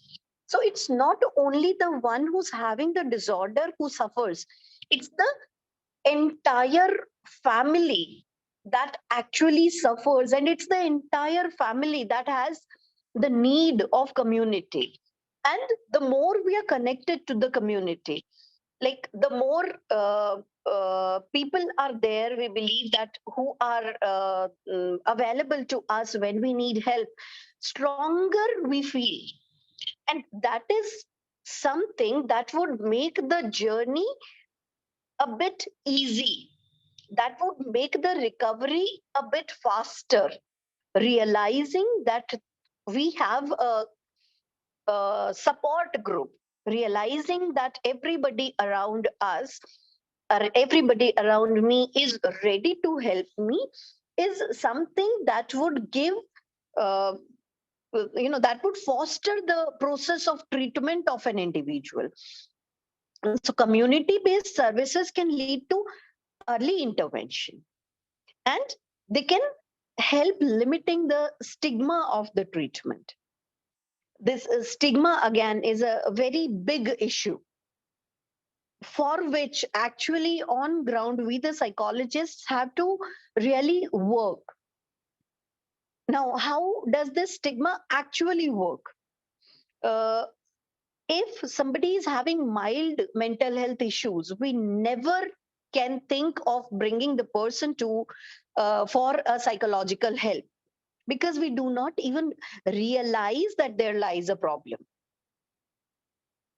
But when we have such community based services that are active for mental health, there they make it easy to diagnose the problems at a very early stage. And the earlier diagnosis will lead to faster recovery, because the problems will not alleviate then, because we are dealing with the problems at the initial level. So at the initial level itself, if we have community based service that can identify the problems that start existing, that at the initial stage itself, when it is diagnosed, when it is recognized that there are certain issues, and the help is provided at the primary level itself, we might not need further help. The problem will be resolved there and then.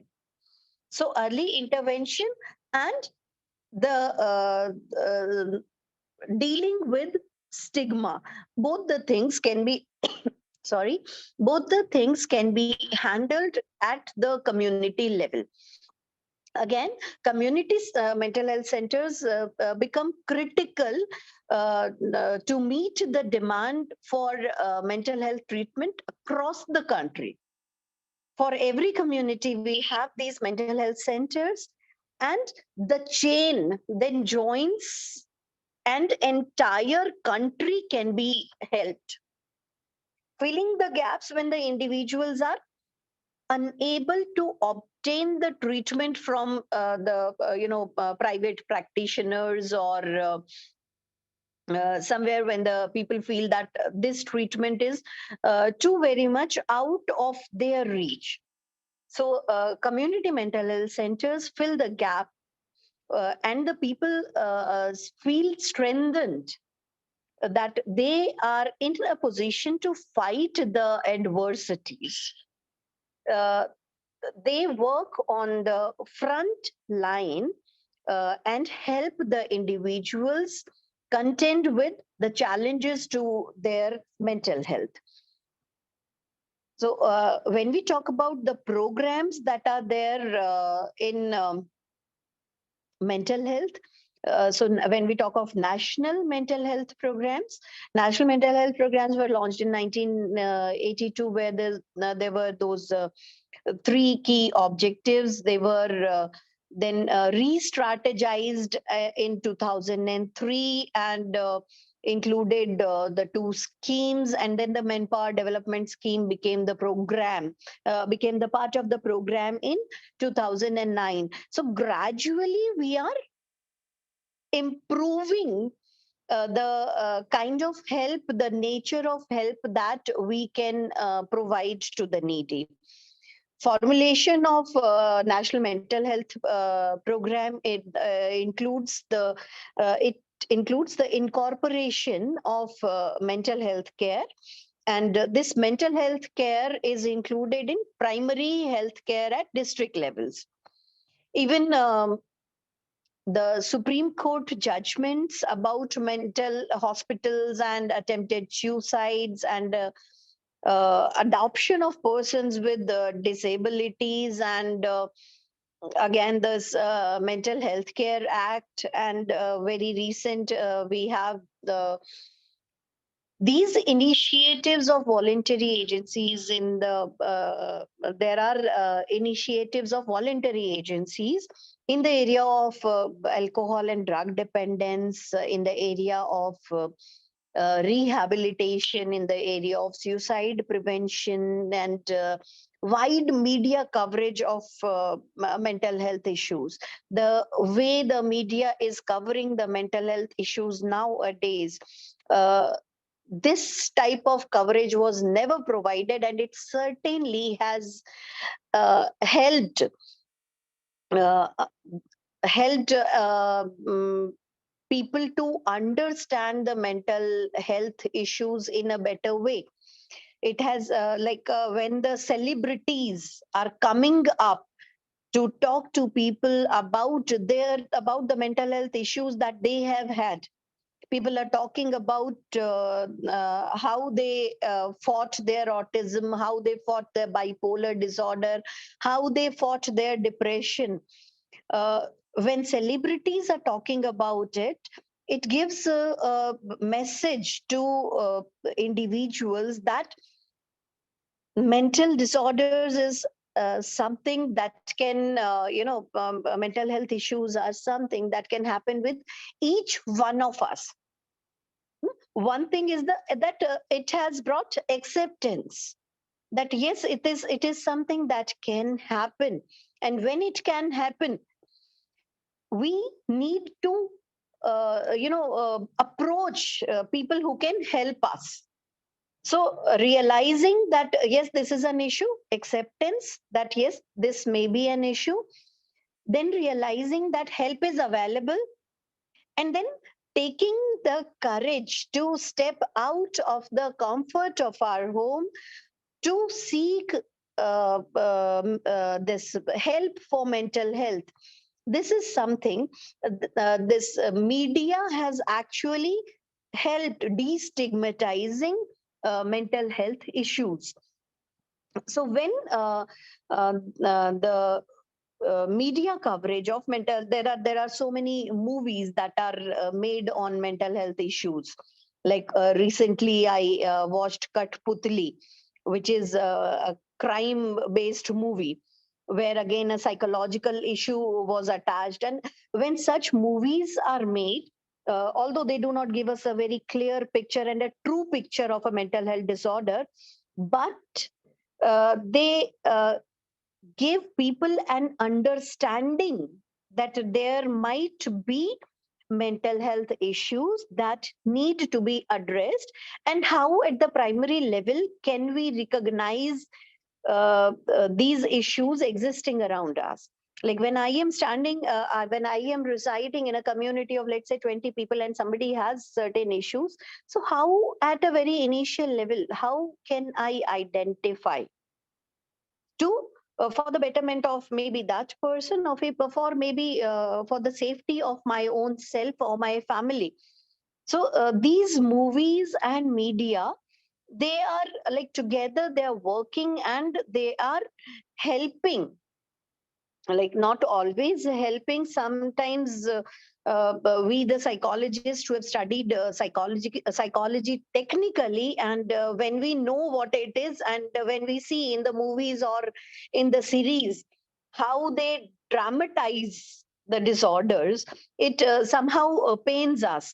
But for an individual who has not studied psychology, they become really helpful, because it when through movies or web series or in an interesting way, when these disorders are presented, people at least understand that there are certain mental health issues, and they're actually they are the health conditions of an individual. It's not that the person is faking up the things. It's not that the person is creating drama or scene. It's not only seeking attention of those around, but it is actually some mental health issue that needs to be addressed.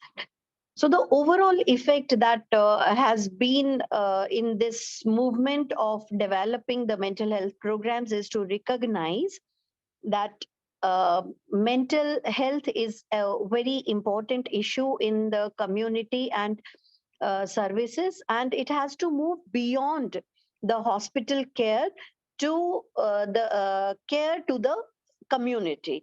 Not only the care is not only required to be provided to the people who approach the clinics or the hospital setting, but we have to be proactive in providing help to the individuals around us.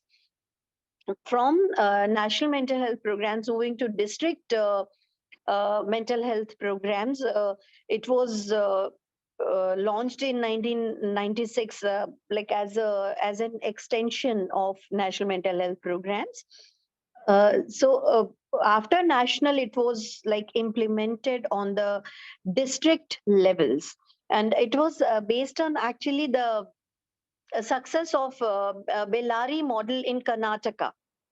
And it was realized that mental health services should be primarily dispensed through existing primary health facilities, and it has to be created as a parallel infrastructure for mental health.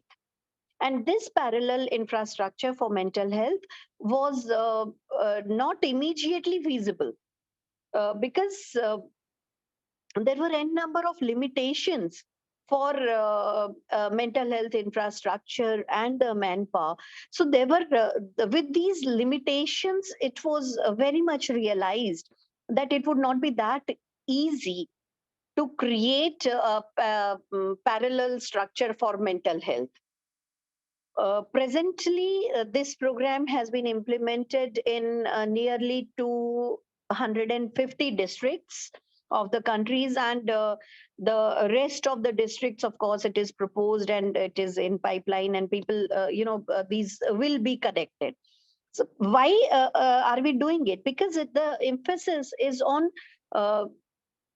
enhancing a judicious balance between various components of mental health care delivery system uh, with clearly specified budgetary allocations.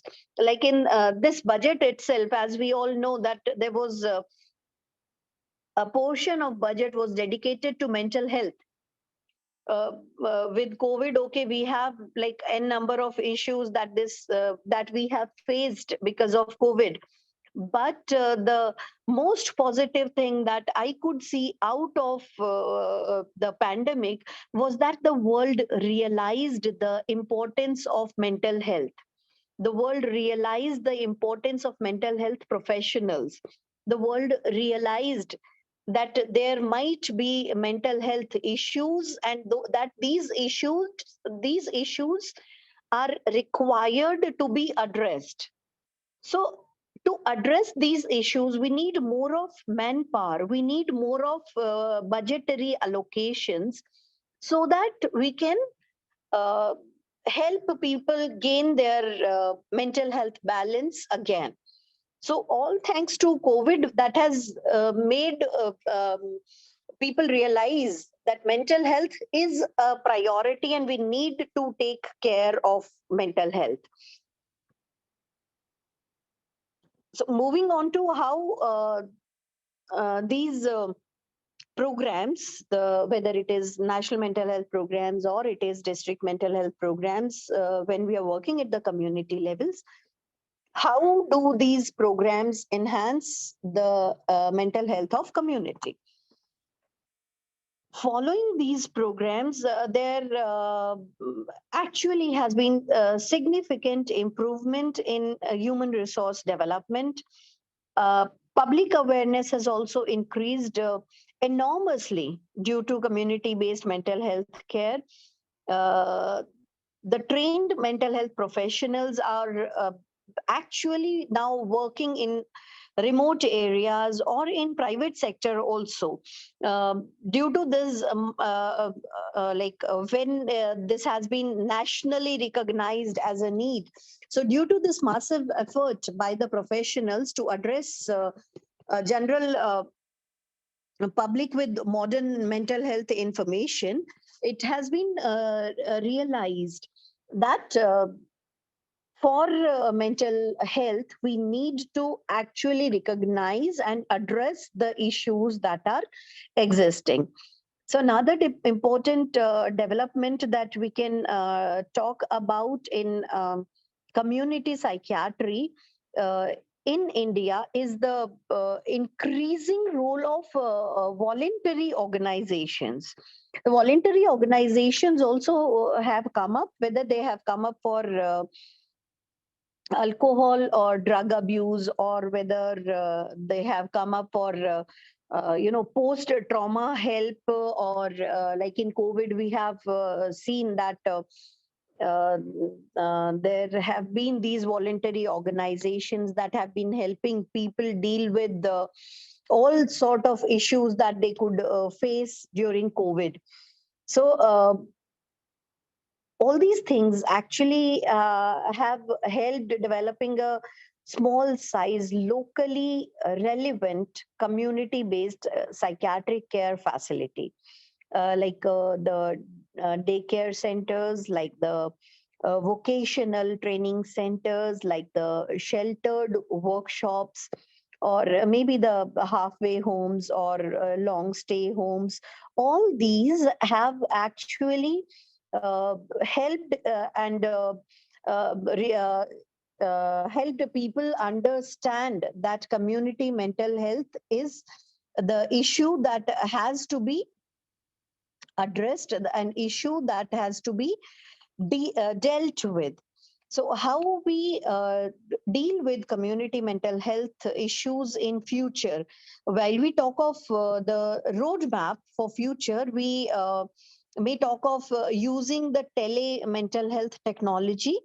Uh, I believe all of the attendees who are here in this webinar right now, for certainly all of us have been helping people in COVID for and providing psychological counseling through various platforms. Like, we did not connect only to one platform during COVID. During COVID, all of us were connected to several platforms. Even government of India has started its telephonic helpline with the name Manodarpan, wherein a person can call 24/7 for mental health issues, whatever they have. And these helplines actually have worked. It's not only that the numbers were given in the paper and there was nobody to pick the calls. These helpline numbers actually have worked. As a psychologist, I know how this entire COVID period has been really very tough for us, because connecting to various platforms, we have actually been catering to the psychological needs of people 24/7. And with when we were that extensively involved in helping people around, we ourselves faced many mental health issues.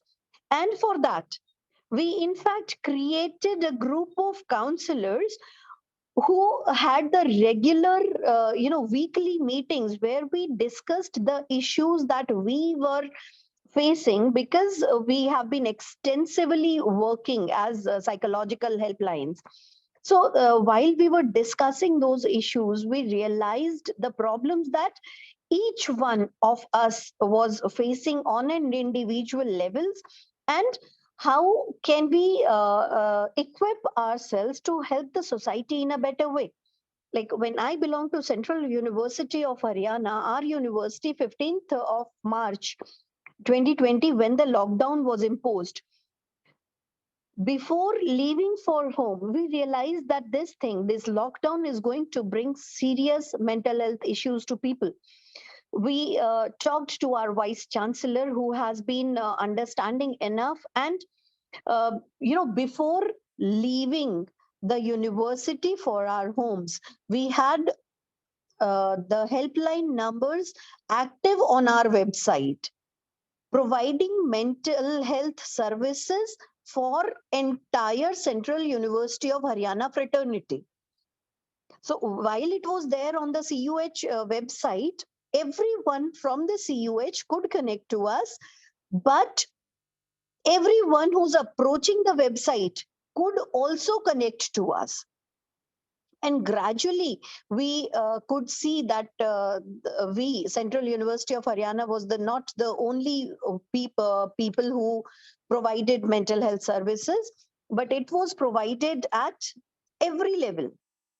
Every university started that, every state has started that, nationally it was started, realizing the impact that it is going to bring on mental health of people.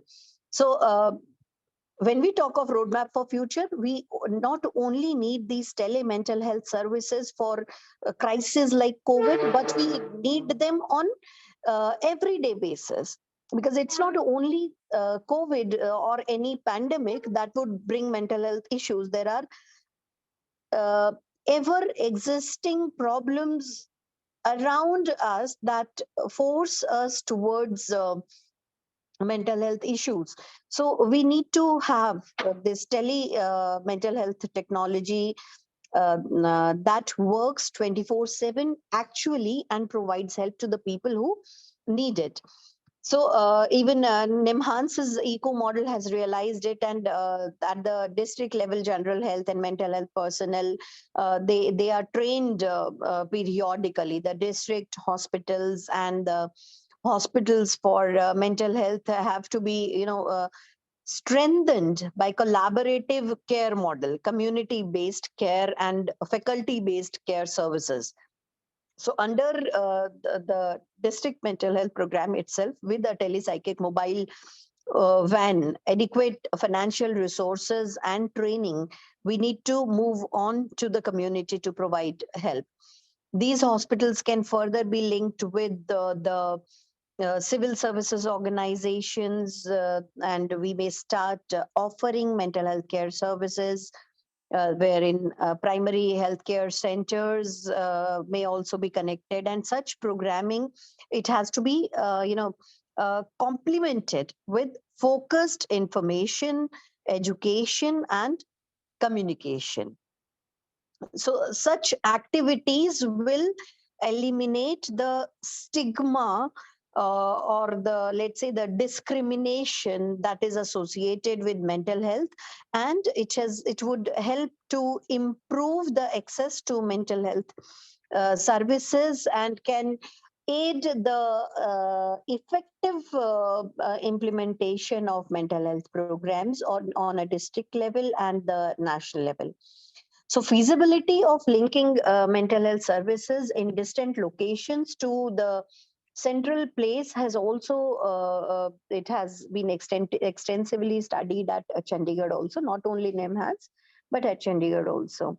So when we come to the conclusion of the session, I would like to state a few things, like from catering to the various needs as individuals and collectively as a group. Community mental health is a prominent part of prosperous well-being of the society as a whole. So these are there are several governmental approved schemes and policies that work in coordination with each other, that work cohesively for the overall betterment of community on a grassroots level, and taking it to the national levels. Programs like district mental health program or the national mental health program, they are providing significant contribution in spreading awareness about mental health, and also providing a sound infrastructure with competent workforce for the required support and interventions. With this, I would end the session here, and thank you all for patient listening. Thank you, madam. You have given a very detailed description of the community mental health, and really it was nice to hear all about the community mental health. Now, anyone, if you have any observation, any comment, any question, though it is time is so, but even we can have this.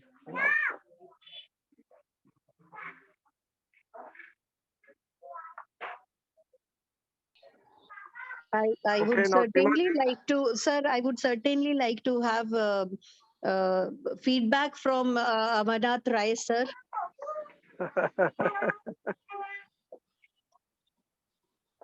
Sir, please, I'm waiting for your feedback also. Whether he is available or not. Yes, sir, he is He is here. available. Yes, He was he is available available. throughout the session, sir. Yes, sir. Amarnath ji, please. Sir, Please kindly unmute unmute yourself. yourself. Sir, kindly unmute yourself. Sir, you are okay एक बहुत ही fruitful session के and में आ गए हैं हम लोग, जहां madam ने इंडिया में जो कुछ भी चल रहा है कम्युनिटी मेंटल हेल्थ को एड्रेस, उसके रिलेटेड इश्यूज को एड्रेस करने के लिए उसकी ओर अटेंशन ड्रॉ किया।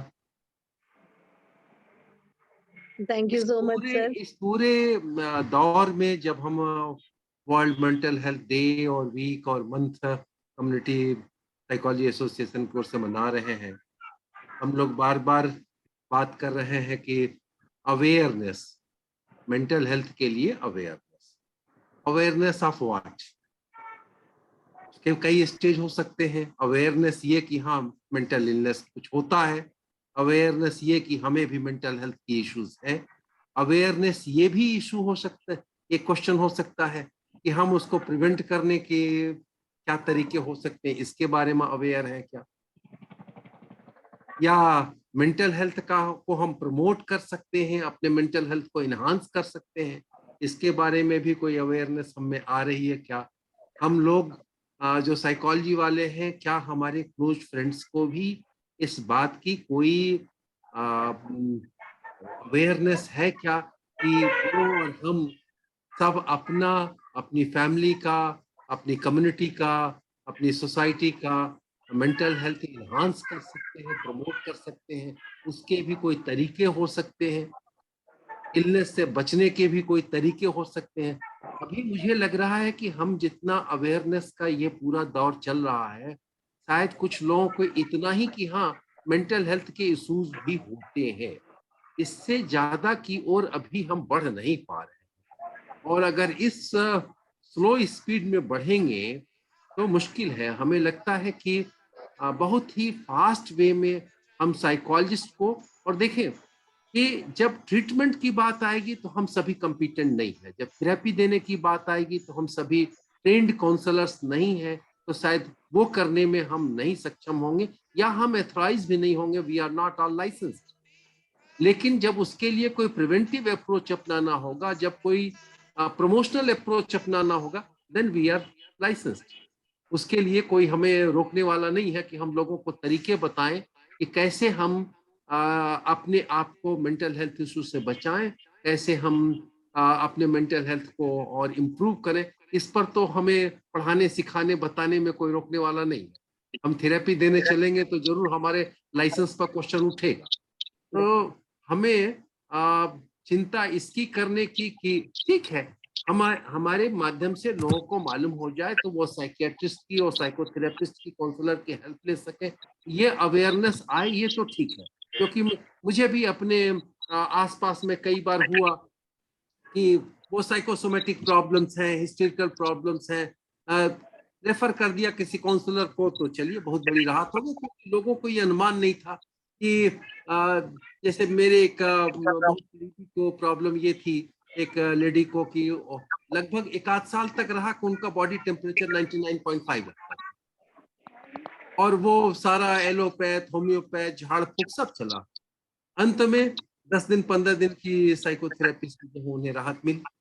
तो अब ऐसी भी कोई स्थिति है कि जो प्रॉब्लम लग रहा है कि शरीर की प्रॉब्लम है, वो मेंटल है और उसका ट्रीटमेंट साइकोलॉजिकली हो सकता है, ये अवेयरनेस तो हम अपने आसपास कर सकते हैं, लेकिन उससे बड़ा हमारा कंट्रीब्यूशन इस कम्युनिटी मेंटल हेल्थ को, वो मैडम ने राइटली पॉइंट आउट किया, community mental health means community में हर एक को मेंटल हेल्थ और मेंटल हेल्थ, इन दोनों को पाने का, उसको उसमें रहने का अधिकार है। तो उस डायरेक्शन में हम जितना अब कंट्रीब्यूट कर सके प्रिवेंटिव और डेवलपमेंटल वे में, वो हम सबके लिए चिंता का विषय और हमारे सोशल एक्शन का विषय होना चाहिए। हम सभी कॉलेजेस में, यूनिवर्सिटीज में इन्वॉल्व हैं, हम लोग रिटायर भी हो चुके हैं, तो भी किसी न किसी ढंग से जुड़े हुए हैं, और वो एक पढ़ा लिखा मास है जिसके थ्रू हम अपनी ये बात दूर तक पहुंचा सकते हैं। तो thank you madam, and thank you all for inviting me to speak up in the end. Thank you. Thank you so much, sir. Thank you, sir. Now, Shima ji, please propose vote of thanks. Thank you so much ma'am. Community mental health के जितने भी stake holders हो सकते हैं, ma'am ने लगभग सबकी बात की, फिर चाहे वो मेंटल हेल्थ प्रोफेशनल्स हो, गवर्नमेंट हो, पॉलिसी मेकर्स हो, हमारे फैमिली फ्रेंड्स, सिग्निफिकेंट अदर्स या सोसाइटी हो, सबकी मैम ने बात की कि सब मिलकर के एफर्ट करेंगे तभी हम जो एक वेलबींग की बात करते हैं, हैप्पीनेस की बात करते हैं, हम वो अचीव कर पाएंगे। बहुत अच्छी बात अविनाश सर ने कही कि हमारा मकसद सिर्फ ये नहीं होना चाहिए कि हम लोगों को अवेयर कर दें, yes mental health is also something like physical health, और अगर वो इश्यूज हैं तो आप जाइए और कंसल्ट करिए, बल्कि हमारा उद्देश्य ये होना चाहिए, अवेयरनेस हम ये फैलाएं कि प्रिवेंट कर सके उस कंडीशन तक पहुंचने से लोगों को।